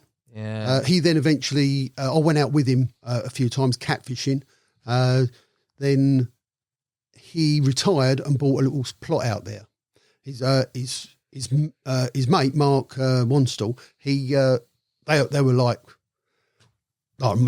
married couple. They were lovely. It was a wonderful sort of relationship they had there. But Chris in COVID died, and left the place to Mark. So I've been out there with Mark. Mark enjoys carp fishing more. So I've started. Not the cats. Oh yes, I've started now going with Mark doing a bit of carp fishing, and not only that, I know that they've got big roach and rudd in there. So and perch. I haven't had a go at the perch yet, but I've been playing with the rudd and the roach, and they've got these funny, strange things. They're not hybrids. Right. Yeah, I'd have to. I've shown the pictures to one or two people, but I'll get to the bottom of what fish it is. But it must be a mix of something. Yeah, but it looks like a roach bream hybrid, but you very, very, very rarely catch a bream. And there's millions of these other getting scoffed by the catfish, aren't they? Yeah, well, Zander. I remember going there and catching some Zander. Yeah, there's some big Zander. But they normally get taken for the table. Yeah, they do. Yeah. It's a great that system again. It's one of those you don't know. I mean, there's a lot of commons. Don't get me wrong, but the next bite could be a 15-pounder. It could be a 50-pounder. Yeah, it's crazy that place. Let alone the cats. Yeah. What's the biggest cat you've had out there? Yeah. Me, 160. I think I put on there. In fact, Mark Wanstall came. I fished with Chris one year. Mark come over with his daughter, who's 12. And we're doing well with these cats at one point. Mark's got a couple of carp rods out. He's catching a few carp. Pellet fishing for the cats, yeah? Or yeah, of course we were. Yeah. Good. I could sense the sarcasm. Yeah. Big swimming pellets. And so we've said that Jessie, his daughter, she's 12. We said, well, if we get one that's a small one, a catfish, we'll get her to play it in. Yeah. So Bodo, who's a top guide he's German with an English sense of humour, wonderful fella. Nice. Yeah, so he's got to the rod first on this particular bite, and he's hit it. I said, "All right, smaller one." So, all right, get Jessie in it. Anyway, Jessie got photographs of it, etc. She's playing this fish and it's running off, etc. And Bodo's gone round the front just in case. It was. I've written it down, 193. Oh, look, I think it is 190. 193, and it was a record for someone of that age to catch such a big fish at the time. 194, you've done her out of a pound, which is important. That's incredible, mate. Yeah. And you got a picture of her laying down, and obviously the catfish is longer than her, so Yeah, that's a big old cat, isn't it? Yeah. I think that's a big old cat now, isn't it? Really, in that system. But yeah, mega. Can't stand. And that was my You don't rod. like them? That was my rod that went off as well, by the way. So Jessica Rose me. Rob a 12-year-old. That's ruthless. I don't get many bites on a Medway. Get off this. How wicked can you get? It's brutal, isn't it? Yeah, that shows begrudgement. Yeah. All those years ago, Junior still anglers encourage him. my rod. Yeah, he's better, isn't he? For you, Kev, mate, you talked about their sort of, I don't know, being a bit more, I'm not going to say conventional, but a bit more sort of your mainstay, what people know as carp fishing. Down here, your experiences of fishing down here? Well, Church Lake is where I caught my PB. That might be controversial to a lot of people, but it's not, as far as I'm concerned. We've been here about 3 or 4 times, the three of us. The biggest problem, and it doesn't matter if you're friends with Kevin Nash or not, if it's booked, you can't get on. Oh, yeah. And it is popular. I was just talking to what's the bailiff's name? Dean, yeah. We met him on his first couple of weeks. He just started the last time we were down here, which just shows how long ago it was, about 3-4 years. And it's such a nice place. It's if you want a little bit of intimacy with your mates fishing, you can't get better than that. It's a small pond with big fish. And they're not, I wouldn't say they're mega easy to catch. Obviously, the times of year that I fish it are the colder months. The 4 times we've been down there have been November, towards the end. November? Yeah, November-ish. I think the earliest we've been is September. what's the PB? Do you know what? You don't even know, do you? It's either 43 or 47. They've got a photograph of it here somewhere because the Nash guys came down and photographed it. I've got some 47. Yeah. We'll round up to 50. Yeah. Right. But there's a story behind that because Shannon, who we spoke about earlier, is one of my fishing mates. Yeah. He's a nightmare to fish with because if you're doing a long session with him, you can walk into his swim with your headlight on, and as soon as he sees your light coming, he's turn that bloody light off. So you have to turn the light off, and he's very, very like the fish are going to spook at the slightest. Right. You know, the fact that these lakes have got blokes walking around with headlamps on them and going in the water all the time, they're used to it. My opinion is that fish, carp in particular, are curious things. They're curious creatures. You make a disturbance, they'll come towards it. Yeah. But the thing about disturbance on the bank, I was fishing one of the swims on Church, and I was fishing probably 3 rod lengths in front of me. Yeah. On a patch in the weed. And he came down to my swim, had a cup of tea. I said, do you fancy a biscuit? He said, yeah. So I've picked my chair up, chucked it to one side, gone to the back of my bivvy to get the biscuits, picked the chair up again, slung it on the back. He went, what are you doing? You're only fishing there. I said, so? He said, you've got no hope of catching now. I dunked my biscuit into the tea and the rod just went. And I just went, yeah. Personal best. Yeah. So it's funny, isn't it? when he phoned me, because he's fishing all the time at the moment, and when he's struggling, you thought about chucking your chairs about on the bank. Make some noise, mate. Yeah, make some noise. Put the light on the wall. They love the decks, mate. If Alan gets the decks out, those church fish get on the feed. Yeah, well, Job done. Derek Ritchie likes all that, doesn't he? There you go. Well done, mate. You smash it on there. Look at the Don on there and empty the place. They love a bit of they love a bit of disturbance. I think Tuffy's the same as well, and he Rob Tuffy likes a bit of music. Exactly. There you go, mate. There's something in it. I get that people are like, but to be fair, he's got a story in himself, hasn't he, mate? He's an incredible bloke. But that Dino was saying like he met him before and he'd not been well and wasn't meant to be here, and now he's still here knocking around still fishing. 10 years later, he's feeling a bit of a fraud, but he knows. And I think we all know where it's going. He's still playing football on a Monday. That's incredible. But he's a good angler as well. And for anybody who's watching this, if you want to know about Shannon, we've got a 6-minute film. Yeah, you have on our YouTube channel. Just go and have a look at it. And the bloke is just taken this punishment on the chin, and he's just gone into life. Everything he enjoys doing, that's what he's doing. He sold his business. He had a relationship breakup over it, but he's basically happy, you know. And he's lasted 10 years when he was told 1 to 18 months. Incredible story, mate. Yeah, it's quite inspirational. Yeah.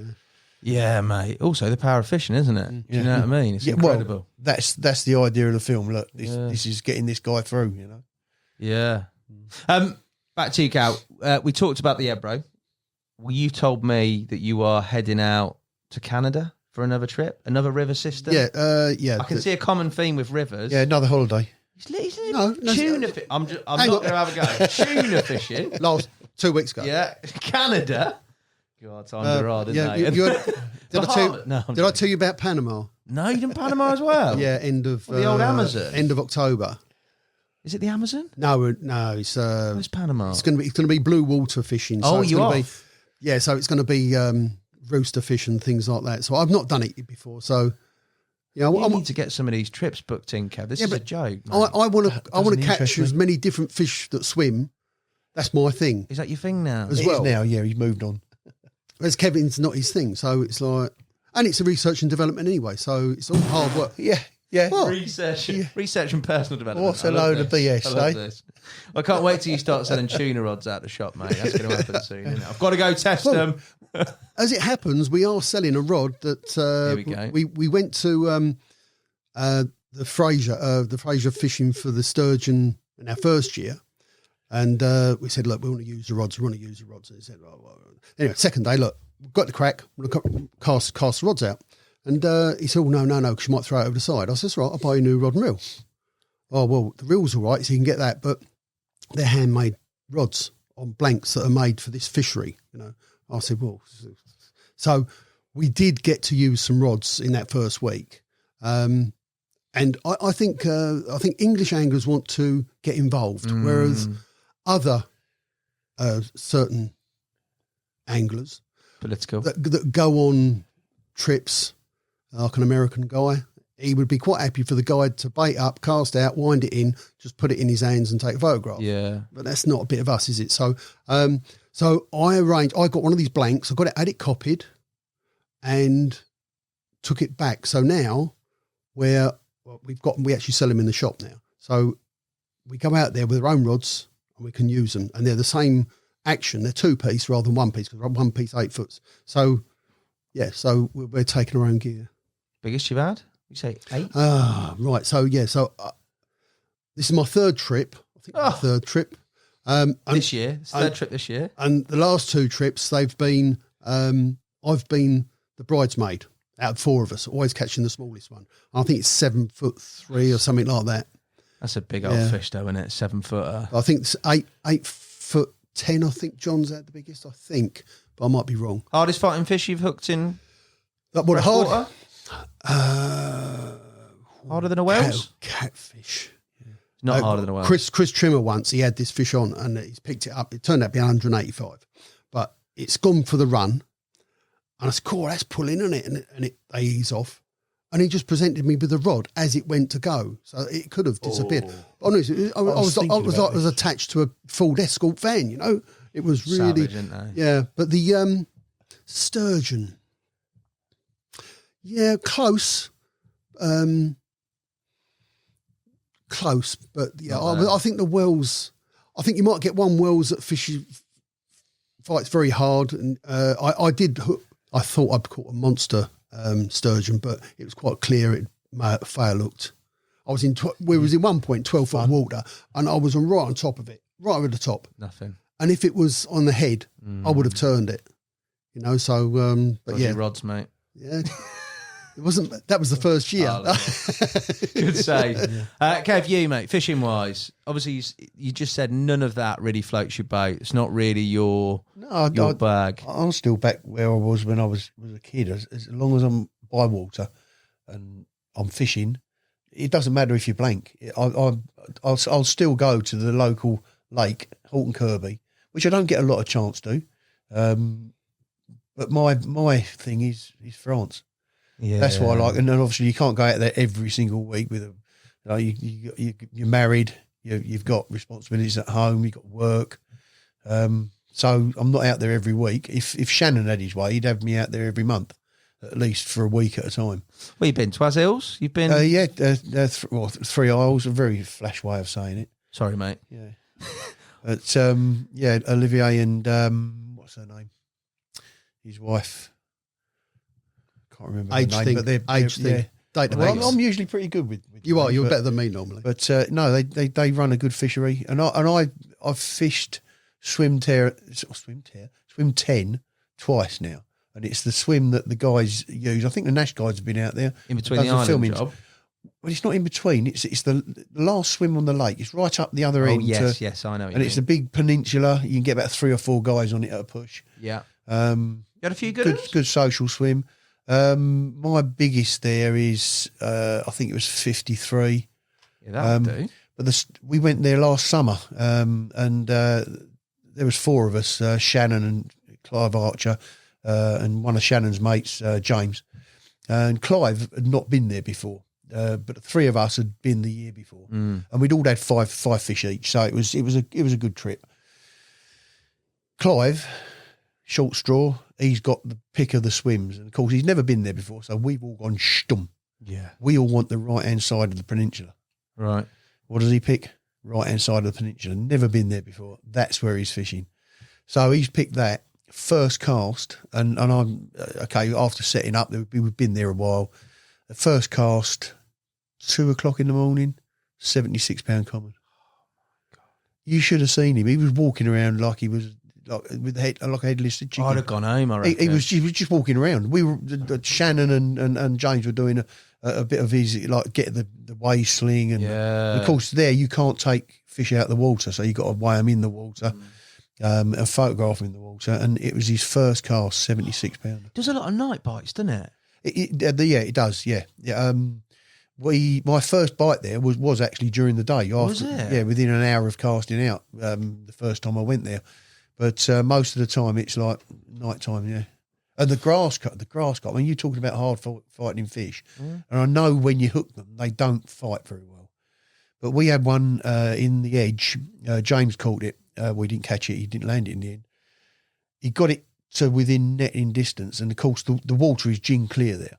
Yeah. And this thing, as we were getting ready to net it, it just took. And honestly, from being there to not being there, it didn't even see it go. Yeah, it's it was just mental. they're isn't it? mental, and of course, short line, rod down, snap. It just went, and I can't. You just see that, and you think, why don't you fight like that when you're hooked? The worst is when you net them. It's almost like they've been beamed to somewhere else. It's like they're there and then they're gone.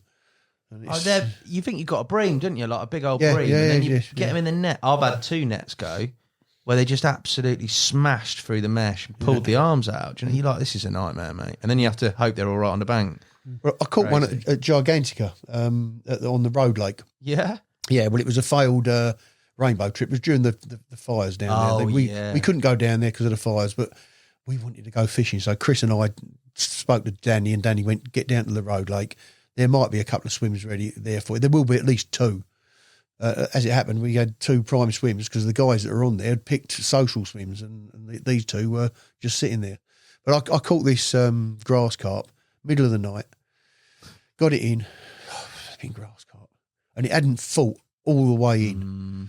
So I got it in the net, and I thought, this is going to smash me up on the mat. Got it on the mat, nothing. Unhooked it. I've killed it. Oh, no. No, you ain't. I could see the paper. Yeah, Tackle box owner kills one of Danny Fairbrass's Imagine that grass crawled carp, together. yeah, and it's not moving. And then its gill went, and I thought, well, it's still alive. Waders on, in the sling, in the water, jump in the water, sit with it for an hour and a half. Oh, Lord. Keep on looking, it's turning on its side. Oh, no. And this is going on for an hour and a half, and I'm sitting there and I'm thinking, should I go and get Chris? Just peg it up and go and get Chris for a bit of help. Because I'm now worried that of course it's a grass carp, and a lot of people don't like catching them, but it's a creature, wanna and it's kill a big anything. It's a big creature. Flipping heck. Right, okay. So last case scenario, I thought there was an occasion where we were down at Bower Beach, and who was it cradled that pike for ages and ages? Paul Burton. Was it It Peter was a 40-pounder. No, it was a 40-pounder. We were down there on the info. Anyway, but I remember... Was it a 40-pounder? Yeah, it was the big, Sure. real big one, yeah. But it had obviously How done big's itself a in. 40? And I remember what the guy had done. I didn't see it, but the story was he made it lots of air around its gills and things like that. And in the end, that's what I did. and I'd undone the zip, and luckily I had the retainer sling still tagged to the bank. Ugh.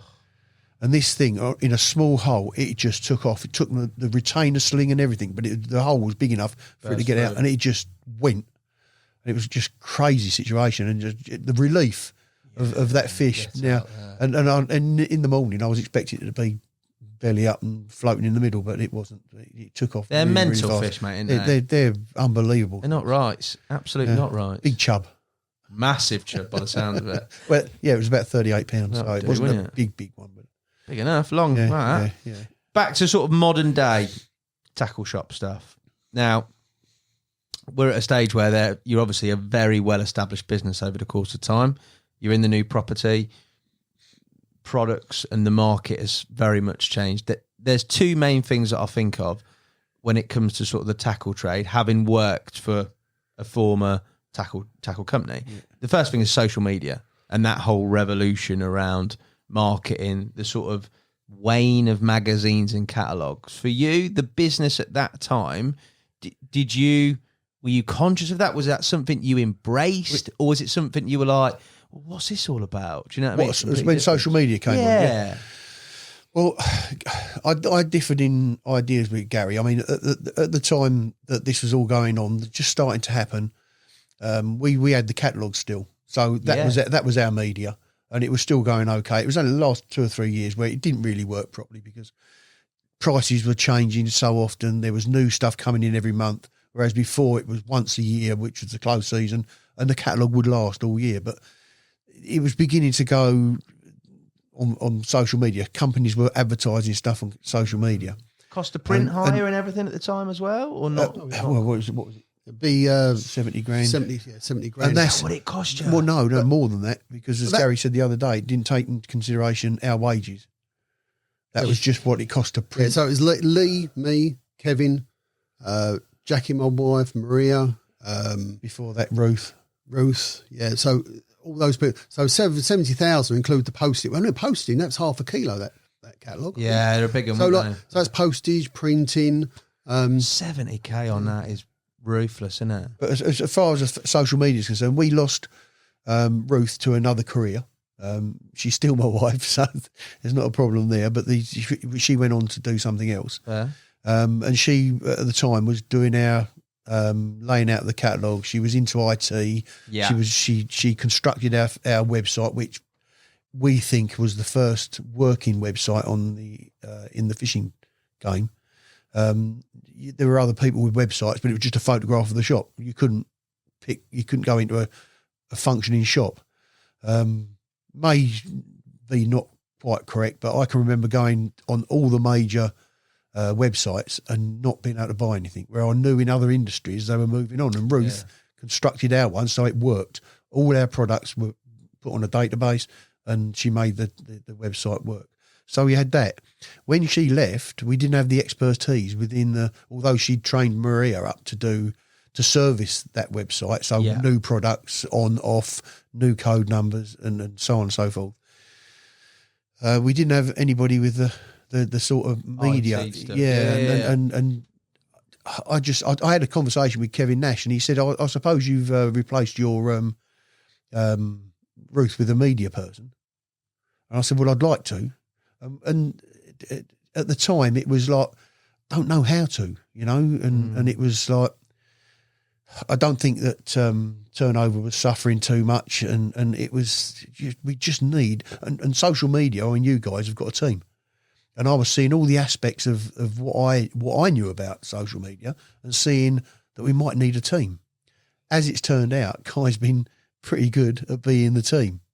And it's sort of, now that it's more relevant, but I always wanted to have someone doing media, not for direct sales, but for just putting us out there, getting us involved. As a shop, there's not many shops that are doing what we're doing at the moment in media. No, definitely not. And again, there was a comment about one of the other films that Kai put out, a comment from one customer. The name didn't ring a bell, but if he's someone that comes into the shop, I know his face.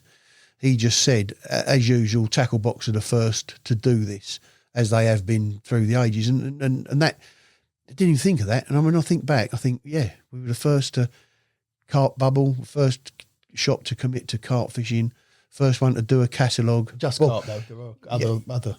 Yeah, just carp. Yeah, we just went just carp. So, but the catalogue, although Bennett's of Sheffield did a flimsy thing that they put out, which must have worked because they were massive. Yeah. But the catalogue, I mean, just going off at a tangent here, the reason the catalogue started is because all these companies were coming up, just starting, and the punter didn't know what was going on. We were going to the trade shows, seeing all this. How do you get that across to the customer? Yeah. And we were just sort of, if we had a catalogue, we could show them everything that's available. Were you getting catalogues from brands at the time when you went to trade shows and things, or not? Not really. Just seeing the product in the flesh. Remember. Can you? What catalogue? You get a trade catalogue. A trade catalogue, but there wasn't anything for the public. But a lot of them in the early days when we done the catalogue didn't do their own photography. Okay. So I was doing all the photography for it. I'd large format as well, Mamiya 645. Right. And like as you probably know or don't know, Yeah. So you do that. You have to write in reverse to say what it is. Scan it in. You can take the photograph you can take your time setting up. You've got your light meter, flash. Oh, that's that. Photo done. Strip it all down. It's take you an hour to set it up. You send the film off with all the other stuff you've done, comes back. You realise you actually haven't taken a photograph. You've set it all up. All the flashing is... Send the film off. What's that? I know, people won't. Yeah, people, not now, you know what I mean? But now, I mean, digital, it's like, I don't even... I mean, my light meters, you just take a photograph, adjust the aperture, so it's... It is ridiculous. That's mad, isn't it? The change even in that period of time. But to be fair to you, and I've got first-hand experience, Kai, unbelievable, mate, does it all. As you say, a media team, the guy's brilliant with the camera, he's brilliant on social media, and he seems really keen and sort of... I can't speak highly enough. I went and filmed at Raisbury with him. He's a top boy, so you've done well there. And staff-wise, generally, you kept and retained staff, haven't you? Yeah. So there's some people... Feature. We've got people that have been there for over 20 years. That's mad, isn't it? Yeah, unbelievable. Yeah, long term. There's been a few that have come and not really bought into our ethics and the way that we want to do things, but most of them do. They see the sense, if we put it across properly, that this is how we want you to treat the customer because that's how you would want to be treated if you walked in. Divulge any information that they might need. If it's possible to help that customer out, we do it. I had one employee, and he said, I don't like forcing people to buy things. I said, I don't want you to force people to buy things. No. Says, you've got this idea of sales, of pushing in towards it. I understand sales of providing all the information the customer wants to make a decision. If the customer hasn't made a decision, you haven't provided all the information. So then he's gone, oh, yeah. I said, you're not selling. You're helping the customer know about the product. That's all you're doing. That's all we want you to do. Don't make him have it or try and sell him something else. But if you've identified he's buying the wrong thing because there's what the customer wants and then there's what the customer needs. Yeah. Sometimes. That's a very, I think he can do it, I can do it, and some of the customers can do it, but sometimes some people find it hard. The guy's walked in with this, right, give us 3 FMJs. Well, you know straight away that they ain't the rods for him. And the reason he wants them, you ask these questions, and what are you doing with fishing? And he'll walk out with something cheaper than he came in with. Or, on the other hand, there's a chance he might walk out with something dearer because it's the right thing for him to use.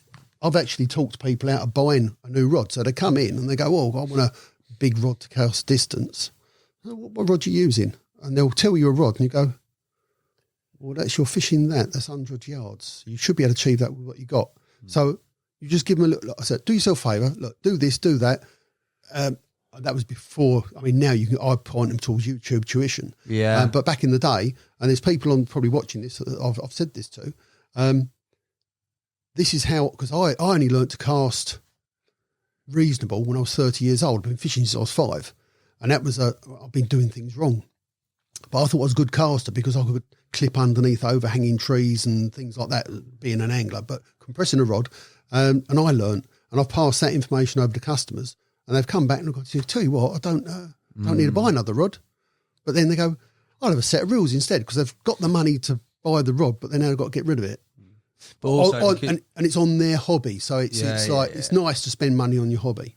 But and also because you've given them the rightful piece of information and not gone for that immediate sale. There's repeat customer in there, and I think you can see that just generally the way that you guys are regarded and respected by the 40th celebration do that you had, customers as well as sort of people from the trade that got involved, and just generally how it's respected and talked about. It's always held in a really high esteem, and rightly so, and that's based on your guys and the principles you've carried on through it.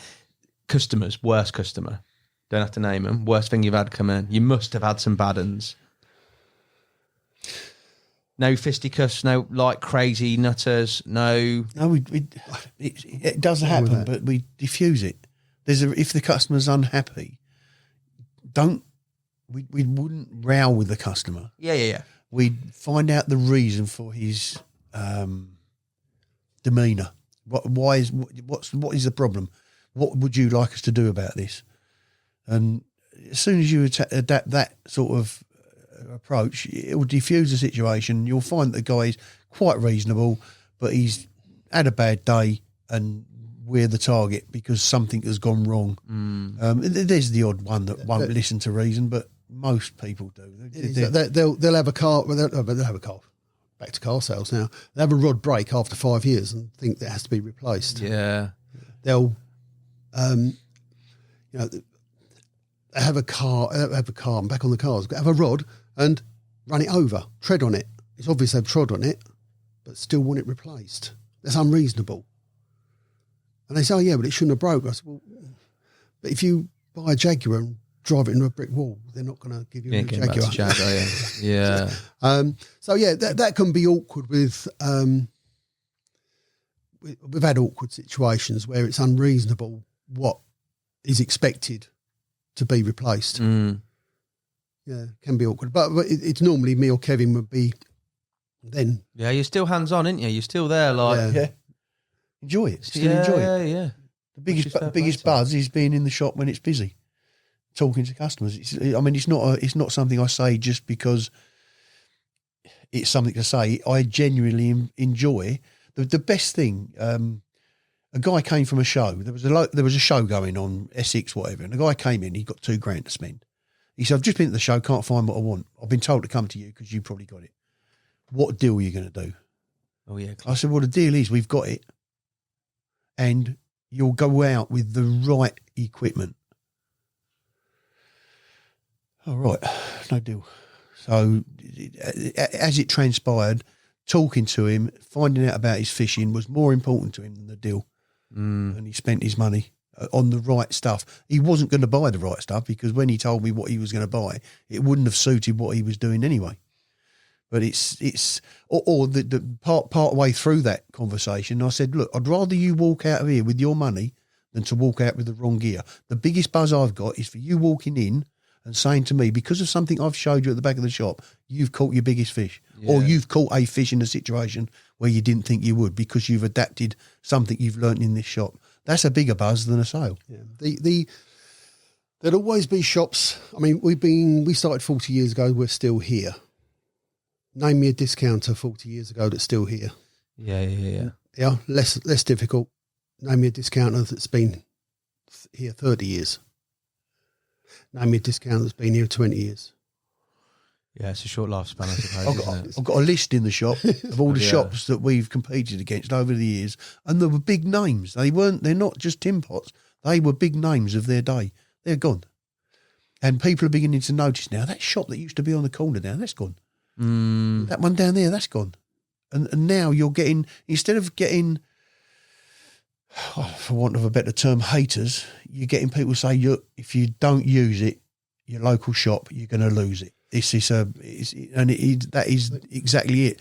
Not because if you've got a local shop near you, he's probably struggling. Use him. That's what I would say to anybody that watches this. We're not in the business to put anyone else out of business. We've got to where we are because of customer care.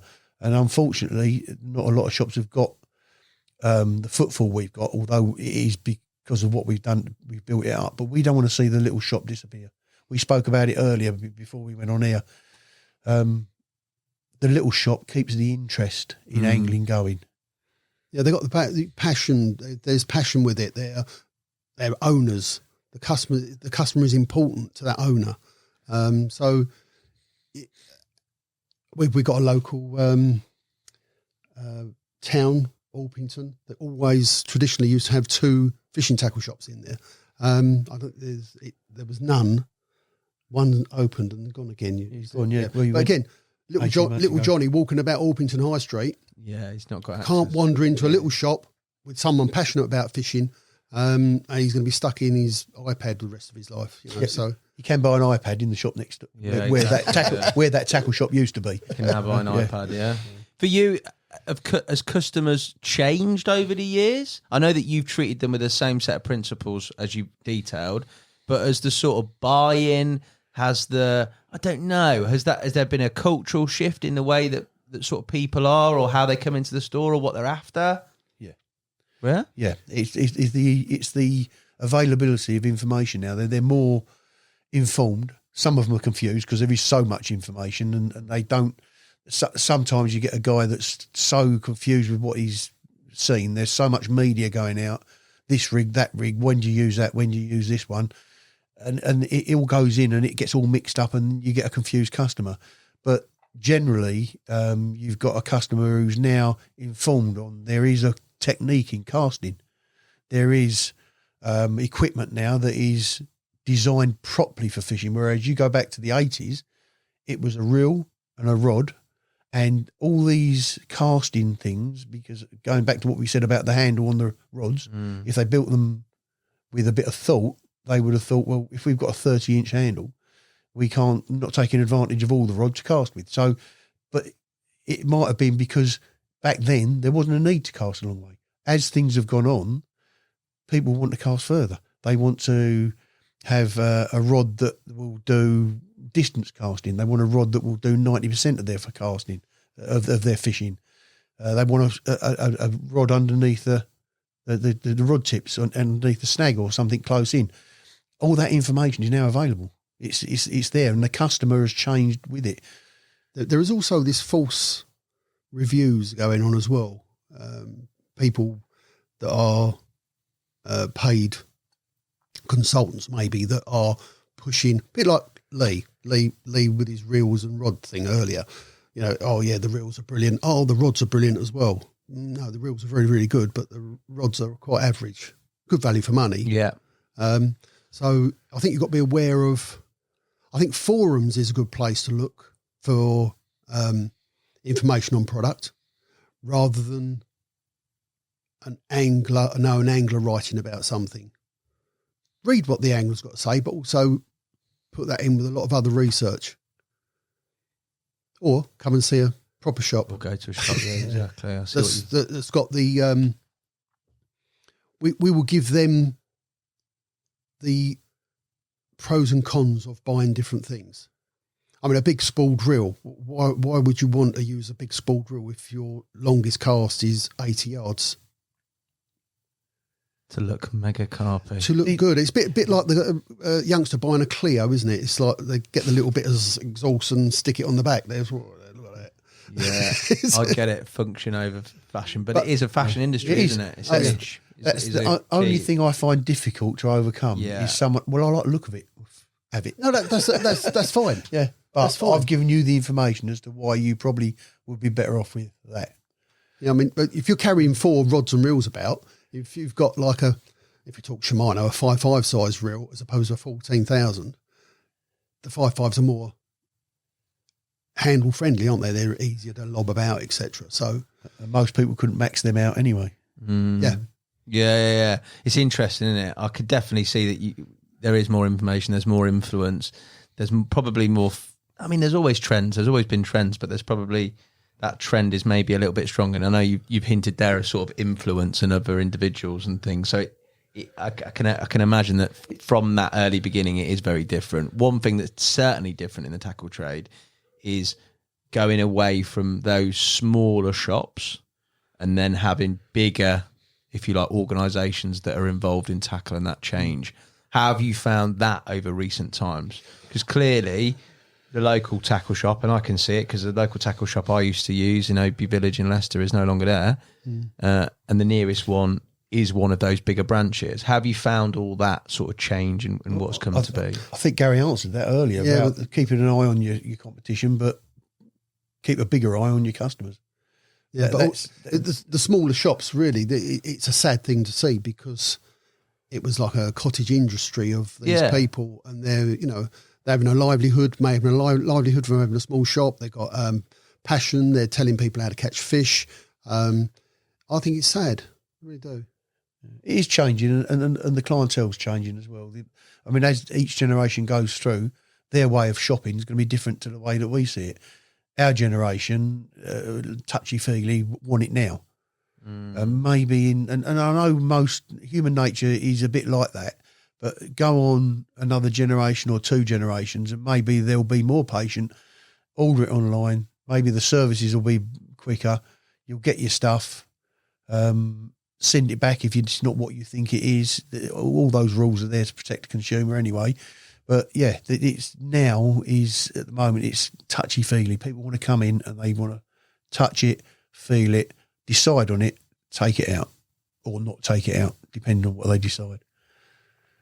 In terms of your experience, modern day with the bigger brands and sort of, you're pretty much mates with all of them. You've obviously got great relationships, and I've referenced Nashy, but that's everybody. That's everybody in the trade, ESP, Shimano, Daiwa, Corda, everybody, because you have to very much deal with all those individuals. For you, that element, that sort of community feel, is it as I expect it to be, which is you have a good time with all of them, you have a really good, long-lasting sort of relationship, and it's business as usual? No, we haven't got a good relationship with all of them. Definitely not. No.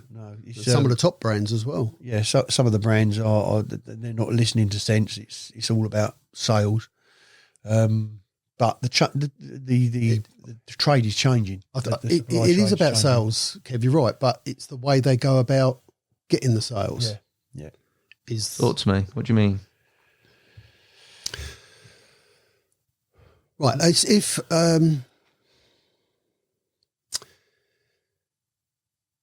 we got it's naming brands. Then you don't have to name. You just got to say a brand. You've got to give an example. It's an example. It's almost like they will sacrifice loyalty for a big sale. Okay, so they come to you and they say, right, give us a big forward order. Give us a 50 grand order. Which you can't cancel. So you place the 50 grand order, and you'll get a little bit extra discount for it. Let's take a figure of 10% for placing this big order on top of trade. So, okay, lovely. 2 or 3 months later, that brand, someone in a far, far away land decides, there's not enough orders coming through. Go and offer the people that haven't placed orders more discount to place an order. So you've invested that £50,000 order. They're now undercutting you by selling the people that didn't support them in the first place. Then there are many examples, but we had a reel that we influenced how it was made by a top brand. It came in, I remember it very, very well. It was £150. The deals that we could do at the time, place the order, we could sell it and make a workable profit margin at £125. We sold something like 200 or 300 of them. That situation I'm talking about happened, and the brand sold reels cheaper to other outlets that didn't support them. Now that reel was selling for 110. I had a customer come in. I want 3 of these reels. I said, okay, yeah, no trouble. They're like they're £375 for the 3. He said, but I can get them for £110 down the road. Yeah, down the road. I said, well, sorry, I won't be able to match that. Oh, he said, you're greedy. Said, how'd you make that out? Because I know you're not going to buy them. You know you're not going to buy them. Why am I greedy? I'm not going to make the sale. Well, why aren't you doing it then? Because I've sold 300 of these reels to my customers at £125 each, and I'm not prepared to upset them. Yeah. So there's wider ramifications, isn't there? Whereas, no doubt, 9 other shops would have dropped their price. We brand our reels as well. So we get regular customers. I've said that to regular customers. I'm sorry, I can't. I know they're doing them. That's right. I'll have them off for you. Got the brand. I'm going to save that in the first service. SAH branding. Do you? Yeah, we for those who don't know, we've got an iron brand that we know. We brand it and we know we sold the reel in the first place. We do that for quite a few products, alarms, etc. So, so that's where where you can fall out with the trade. Because we've got like personal relationships with our customers. I mean, how would you like it if I sold you something for £100 and then next minute I'm selling it to someone for 75? Yeah, it's not great, is it? No. So we refer to. But then at the same time, I don't know. There is a point where money talks, not in terms of you guys, but in terms of the punter. If somebody comes in and you can't price don't get us wrong. Don't get us wrong. We don't blame people for taking advantage of that when it's happening. 100%. Oh no, we fully understand why people will go somewhere for cheaper. But with the history that we had running up to that situation, we feel it wrong that we should sell to someone at a different price. And the reason that they're being sold at a different price elsewhere could be that the shop can't get rid of them. Yeah, and they just and they're just trying to shift it on, you know. So we will lose the faith in all those customers for the sake of because the shop wants to sell a set of reels that they've had sitting there for ages because they haven't got the customer base. They just happen to have advertised it to get rid of them. We have actually taken product off the shelf when we've got that situation. Pugged it away because you dropping the price straight away upsets too many people. Yeah, of course. Yeah, I get it. It's difficult. It is difficult, yeah. You're stuck in the middle, aren't you? Yeah. But you've got to be financially sound enough to be able to do that. So anyone thinking about running a tackle shop, etc., you've got to make sure that you've got what we call a buffer to protect you for those sort of instances. Yeah. Well, you need a buffer for when COVID happened. We had that was absolutely dreadful, wasn't it? So it's like you just saw it all right at the beginning of it's all about a kick off. You've put all these forward orders in, you ain't paid for yet, and then COVID hits. Yeah, that was carnage for a few years, wasn't it? Let's be honest. That was absolute madness, even when it was over. No, nobody knew where it was going. No. But luckily, after a couple of weeks, Boris went, you can go fishing. Well done, Bojo. Well, well, and thanks to Angling Trust and others that pushed it. So that was frightening. What's your highlights? If you look back at it all, when you, it's just a ridiculous amount of time. I mean, even though we've been through a bit on it, we scratched the surface in terms of your lives, in terms of what you've done day to day for over 40 years and that business creating it. Your highlight, what is it? There must be an enormous sense of pride to have a business that lasts that long. But the thing is, but if someone from the outside looked at our business, they'd say the highlight was probably employedly the catalogue, some of the product development that we've done with certain brands. When I look at that, I don't know if Gary feels the same, when I look at that, I say, they were achievements, but I see the work that went in behind it. So do you call it a highlight because of all the hard work that went into those so-called highlights? So I think to ask us about the highlights is the people within it. The fishing tackle trade, as hard as it can be, has been pleasurable. The whole thing has been an experience that not a lot of people get to experience. The difficulties are, or the challenges is and overcoming them. That's I feel good about that. That's success. Don't know. We've been around 40 years. I don't know if there's another shop that's I reckon there might be. Maybe not. They're not prominent, and maybe they don't want to be prominent. But I'm not so sure. The suppliers would know better than us. Yeah, shops have changed hands, but we've been the same owners from start to finish, haven't we? That's pretty mega, boys, isn't it? Yeah, I think the Johnsons have been around 30 years now. 35, I think. 35, yeah. I think, yeah. Oh, 30. Yeah. Some water under the bridge, to coin a phrase. You like running water, didn't you? For you, the future, when I say the future, obviously the business is in a good state, a very good state. Yeah. What do you want to do? What's the key? Well, I knew you were going to ask this, and I've thought about this.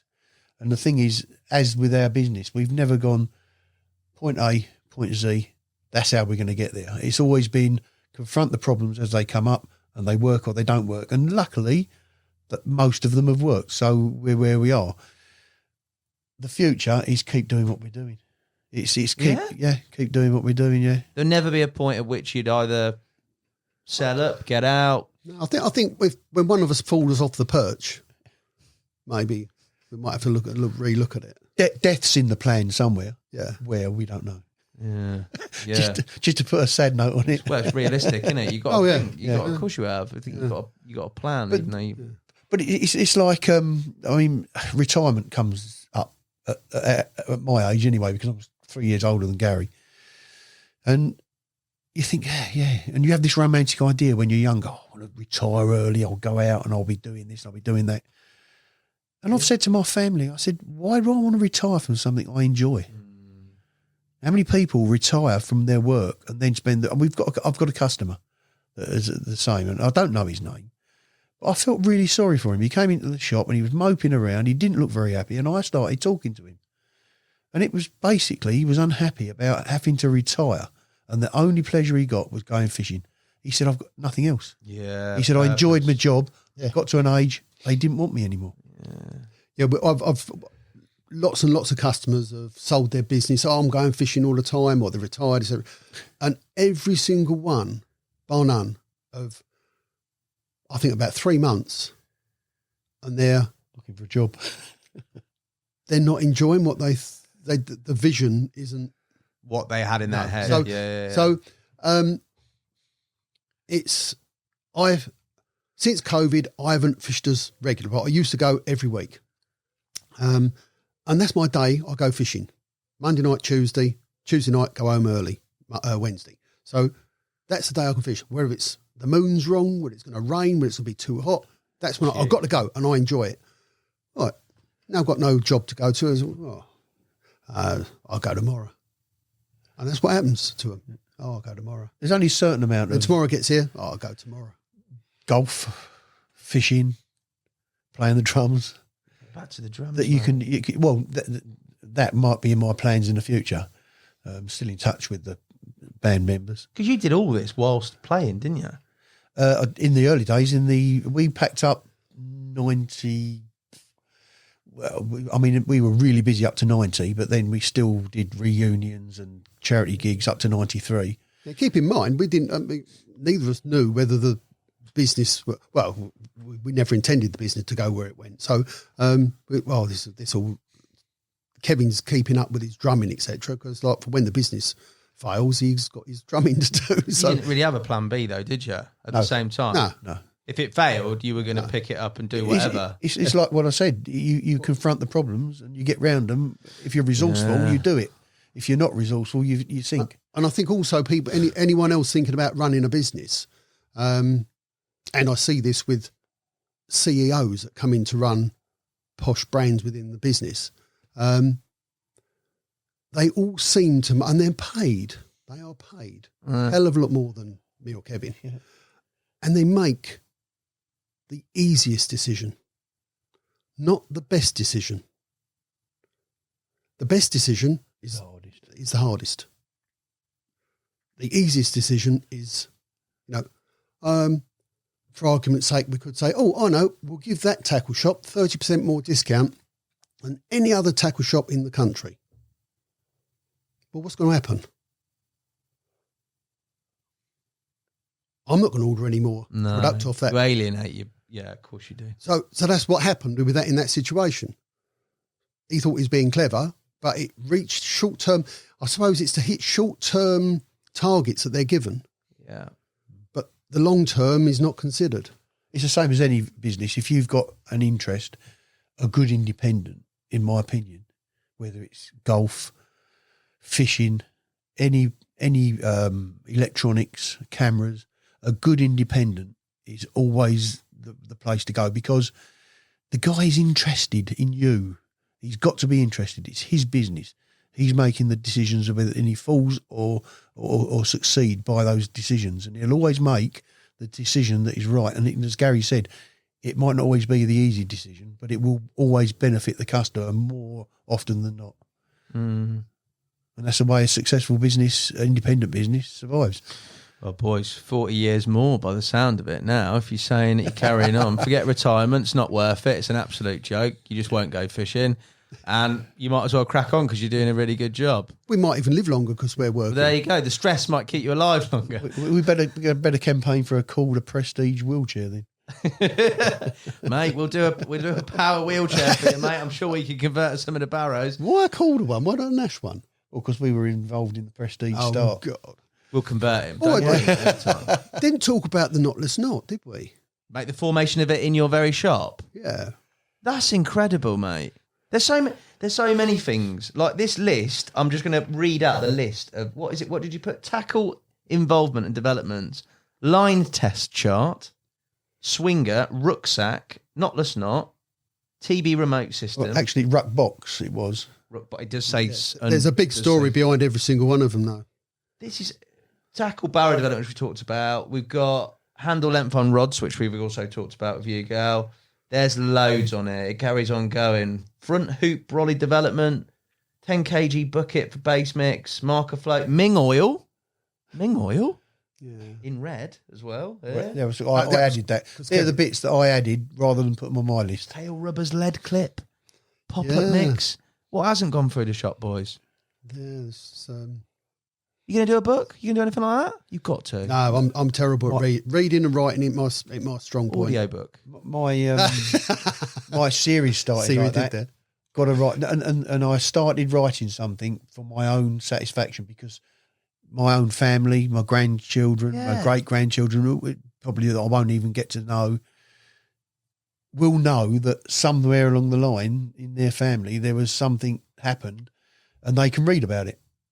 You know, the great granddad or granddad did this. The Carpology series you're talking about, and that's how the Carpology series started. But it was, I mean, believe me, it was hard enough digging up the memories for that. And the memories, as I said earlier, they differed from the end product was the same. Yeah, it's just the way it led up to it. And sometimes when you're writing, you have to slip in a few things to make it make sense. Yeah, there's a lot of backstory in that series about us, some of the stuff we've covered here. But it's writing a book. I admire the people that do that. Tim Paisley. Tim Paisley's latest book. I mean, he showed it to me. He was at Rainbow when I was there last, and he brought a few copies for people that had asked him to bring them. And he showed it to me. I looked at it and I thought, crikey, he could build a house with 10 of them. It was massive. And I thought, bet the writing's big. God, not tiny, a word of it. It's tiny, yeah. It's a massive book. Yeah. No, he's good at it. You've got to do one, but when it's all done and you can just go completely free, hell for leather, and everybody's fair game, you've got to do a candid sort of memoirs of some of the accounts. Do you know what I mean? Well, we've talked about some of the old stuff that's gone on, and we both see it from a different angle. We remember it differently, so we'd end up fighting. The knotless knot, for instance, he sees a different thing to I see, but the end result is the same. It is the knotless knot comes out of the two stories, and I mean, it was a customer that wanted to tie the aim was to get the hair rig or the hair and the hook link out of one material, because before that it was being tied with two pieces of material, and it was difficult. And there was a group of anglers on Sutton Leisure Sport at the time, called the Sutton Elite. And one of the guys in there, they come up with this knot. How they came up with it is another story, but they've come up with this knot. But you needed your mouth, your two hands, your foot, and everything. But it did what you wanted it to do. You had to pull both the hair and the hook link to tighten it up. But it looked, if you saw it tied, you'd say that's a knotless knot, right? But it wasn't. Yeah.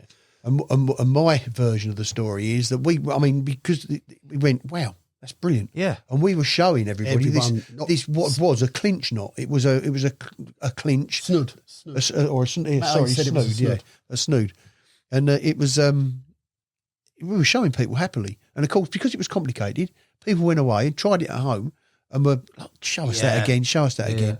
And one day, in my story, one of us is showing another customer how to tie it. Another customer looked over the shoulder and went, that's not the way I've been tying it. Like, hang on, we'll get to you. Let's show this bloke. So they showed this bloke. He's gone off. Show us what you're doing. And he tied what we now know as a knotless knot. For the first time. And we went, mate, you've gone That can't work. Do that again. How's that work? Well, Jacko was out the back making teas. And I'm going, but that's going to come undone. Because the Sutton Elite knot was a knot. You know, this snood or whatever you want to call it. So, okay, but that's going to come undone. And then eventually we're explaining it. We're going, well, for it to come undone, you've got to get the swivel through the eye of the hook. You've got to get the lead. You've got the rod, the reel, all through the eye of the hook. It can't come undone. It just didn't make sense. I mean, and in the early ones, to me, I used to think, well, maybe the hair will move, but it never does. You can get the hair exactly the right. Everyone knows about it now. Yeah, the Sutton Elite knot, you had to tie the hair shorter than you wanted it because after you tightened it up, it went a little bit longer. Yeah, but the knotless knot, it was the length you want. Yeah, but that isn't the whole story. How on earth, from a silly little shop in Sutton at home, does this get global?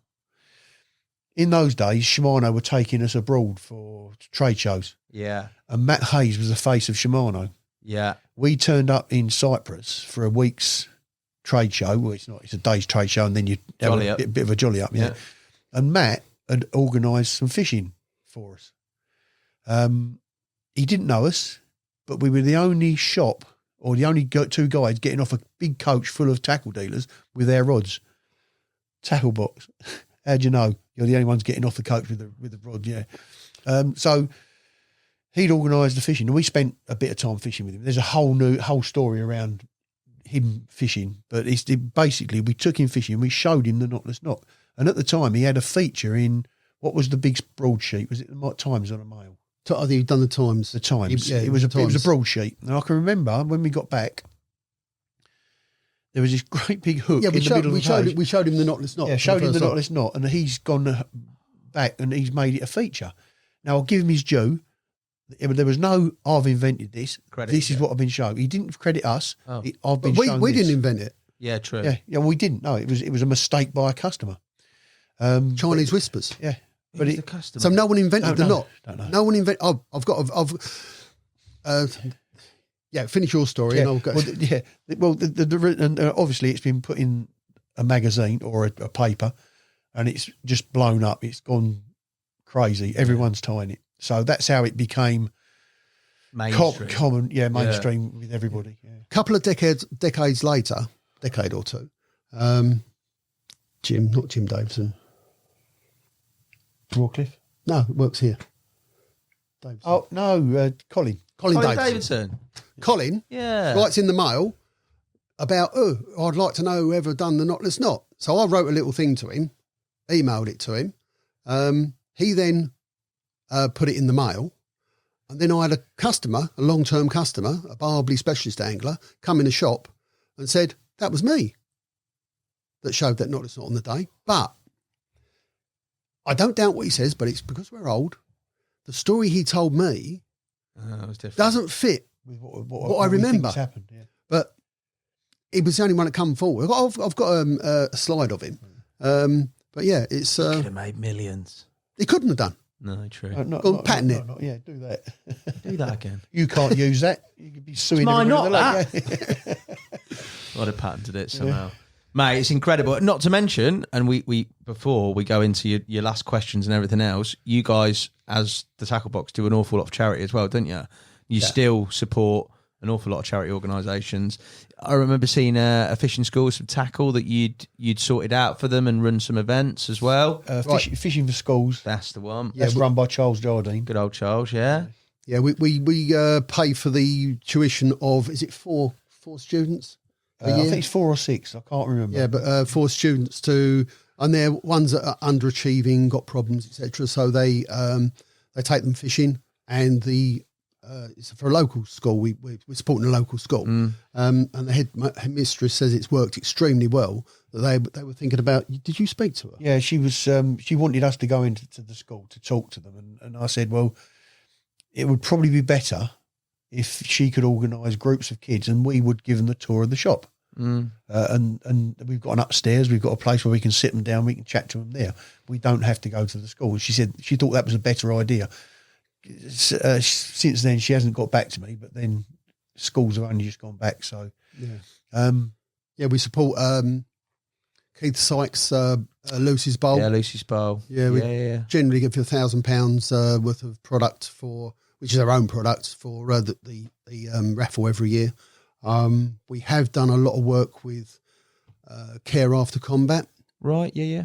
But Dave, he's now but Care After Combat would feed their proceeds into, Carp After Combat. Sorry, getting old. You're close. Yeah. It is. There's two. So you've got Carp After Combat, which is the group of people that raise money for Care After Combat, which is Jim Davison's lot. So, and they look after, there's lots of charities looking after disabled veterans, etc. But Care After Combat deals with the veterans that have lost their way, been in prison, got involved with the law, and then got depression, etc. So that he looks after that side of it. I don't think Jim's he's not involved so much now. But we haven't done a lot of that for the last few years. But we did. It was significant when we did. I mean, it was 10 full setups. We're talking bivvies, rods, that was about 13 grand's worth of kit. So hopefully 10 sets weren't full sets, but it was the structure to be able to take vets, take them fishing, because we all know it is good for your mental health. Yeah, of course. So another one we do every year is DDAPS. Yeah, DDAPS Kids Day. Yeah, it's an open day. DDAPS is Dartford and District Anglian and Preservation Society. You fished one of their waters, which happens to be a day ticket with Kai. But they've got several other waters which are private. That was Al. That was Al. Oh, sorry, you went to Raisbury. That's right. Sorry. Yeah, that was Al that went there. But so where are we going? You do their open DDAPS. day. DDAPS. We support the whole every lot. year. DDAPS are a club that encourages youngsters. The youth section isn't as big as it used to be back in when we were kids. So the club actually promotes a day to get kids involved in fishing. We sponsor that, and they get up to 400. The best day was 425 kids with their parents and guardians at Horton Kirby. And if anyone knows Horton Kirby, you can imagine 400 kids plus the adults to go with them, because you can't come in without an adult. They fill the place, and it is just laughter. Yeah, every screaming, happiness, and we support them by supplying all the tackle that goes with it. So 400 poles with rigs, 900 spare rigs, so that because they always end up in a tree. Yeah, and the things they catch in the edge, it's unbelievable, and we're all casting out there. That's what it's about, isn't it? And they'll walk away with their pole. Their pole. Yeah, so they've got something to go out with. Jess, it's an incredible story. You have to do a book when you're done, like whenever that is, but you do generally have to do one. I'm amazed at like the depth and the stuff that it's covered. And as I said, through the notes that you've given me, we've scratched the surface, but it is an incredible spell of not only working the trade, your life's in amongst it, how they've weaved in and out and changed, the sacrifices you've made personally, but also the benefit you've brought to the trade, organisations, and how that's meshed in with what is the modern day carp fishing scene. So incredible amount to be proud of, and thank you very much for spending some time and sitting down and recalling events, even though you'll probably sit back in the car and go, I should have told them about the time. There's loads. But that's what the book's for, I think. You've got to do one. I've hinted to it many a time. Before I go, I've got a quick fire couple of questions for you. All right, gents? I think you'll be all right with these. They're quite tame. I've been nice to you. Right, 3 celebrities you'd take fishing. Let's go. Kev first. Who are you taking, Kev? Well, with my interest of football, it'd be the footballers. I mean, Lee Bowyer fishes anyway. Oh, yeah. He's a customer. Probably John Terry. We haven't seen him, and I thought you were quite decent, Kev. What's happened there? And Bobby Zamora. Bobby Zamora was a favourite of my dad's. He was a Brighton player for years and years, and Dad loved him. And he's now a customer. Lovely gent as well. Nice bloke, Bobby. What are you going for here, gal? Celebrities. He's not happy with this, is he? Well, no, it's just like people go mad over celebrities and like you said, well, what's he done? Has he come up with a cure for cancer then or something? He's very sceptical. He saved it till the end and he's wading in with it. Well, no. But Nelson Mandela's done a bit, hasn't he? Yeah, I'll go with him. Nelson Mandela, definitely. He's done a bit. We got to let him without off. doubt. But yeah, I mean, actors, all very good, etc. But they've been famous for pretending to be someone else. Oh, he's wading in with 2 feet here now. I'll let too, you off. it's too That's deep. It was proper it was a simple question. You had one question to answer. I would go with someone. David Attenborough. Yes, I would go with. He's bit of you because you go on the river with David and have a proper. Yeah, I'd go with someone that's discovered some sort of scientific discovery or something like that. Yeah, so he's like scientific discovery. What are you going for? Yeah. What's the space guy? Who's that? Tim Peet. Yeah, Tim Peet, yeah, give him a go. You're deep. I don't know if he would like fishing though. He'd love it. Would you catch anything though? You'd have the most ridiculous headache after a 10-minute conversation with that man, wouldn't you? Brain would be spinning, mate. Okay, fair dues, very highbrow. Who wins in a fight, boys? Let's go back to our younger days, shall we? I always used to win. No. Did he? He used to beat me up, but then when I saw the red, that was it. You one of them? Yeah. Red mist. Yeah. Anything goes. What about now? Oh, I think I'd get. Well, then this is not even in our mentality. There are times when your head says, "I'd like to smack his head in," but and vice versa. But we're too old now. Charity boxing match. But we're family, so we can have a big disagreement, and if we were just friends, you'd never speak to each other again. Yeah. But no, it's and we have had some bust ups, haven't we? Yeah, Proppers. Yeah. Not talking to each other for a fair bit of time. Yeah. No, That's it. well, when business to keep the business going, we'd always do that. But but it's. I can't imagine working with my brother for 40 years, mate. That would be. Oh, that tests the old patience, I tell you. Yeah, we both. That's why I let him have all those holidays. Yeah, it's a smart move on your behalf, that really. Drum and bass or country and western? Which one are you picking? Gal. Drum and bass. Sorry, Al. Country and western. Nice, good answers. Very mixed. More musical. See, opposite.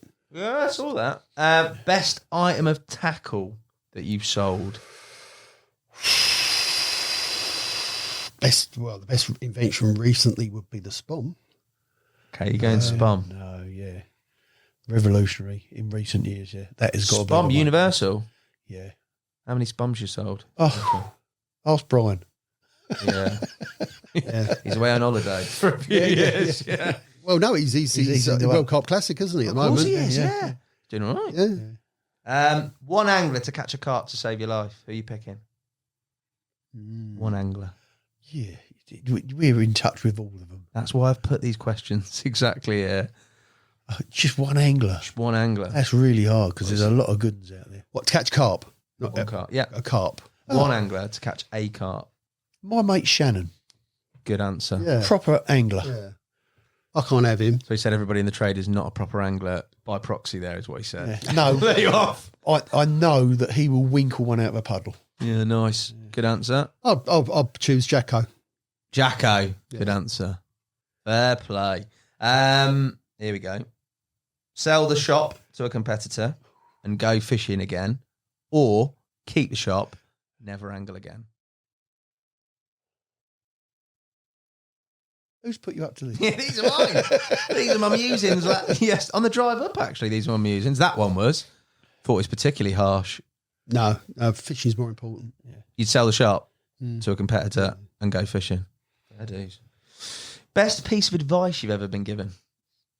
Oh, well, we'll go back. I'd like to think about the employees. I'll have to make sure I'll have to get something written in stone for the employees. Hang on, it was just a hypothetical question. You've gone pure. He's so deep, isn't he? Yeah, he's so deep. But he's so superficial. Yeah, I like that. No bites. He's used to it. I've forgotten what his last question was. My last question is best piece of advice you've ever been given.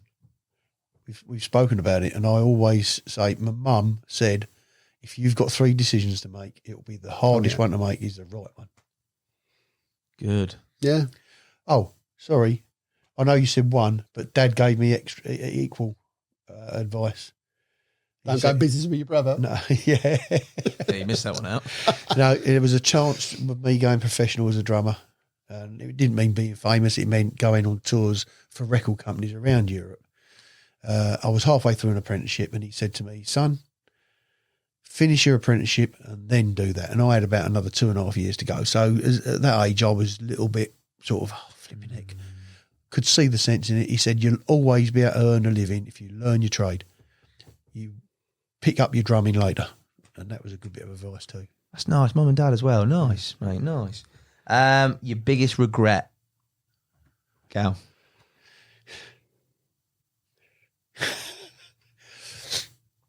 He's thinking. This podcast. No, I can't think of one. That's really. Good. No, it's very difficult. That. No regrets. Well, there was this girl in Ibiza. We've all got those regrets. Hey. No, can't think of one. No, I couldn't. I've made wrong decisions, but are there regrets? No. That's good. What's done? What's done is done. It's like learn from it, or no, I can't think of regret. Nothing, Kev? No, like he says, you make mistakes and you learn from them. You own them. You don't think. I think people that don't own them would have regrets. Love that. 40 years in business and no regrets. That's brilliant. Final question. Choose one. Night out with the missus or a night on the bank? What are you choosing? I'll go with. I don't go out enough with my wife. You're taking the missus out. Yeah. Nice. It would be night out. Are you listening, Jackie? But this year, I've been building swims this year, not going fishing, and I'm missing the fishing. But I will go out with the missus. You pick the missus. Yeah, she's been best mate. Or will she listen to the end of this? Fair play, boys. Well done. Gents, thank you so much for coming in. Thank you guys for watching and listening. I'll be back soon with another Nash Off the podcast. Until then, the boys, the tackle box. Thank you, gents. Cheers. Thanks a lot. Thanks.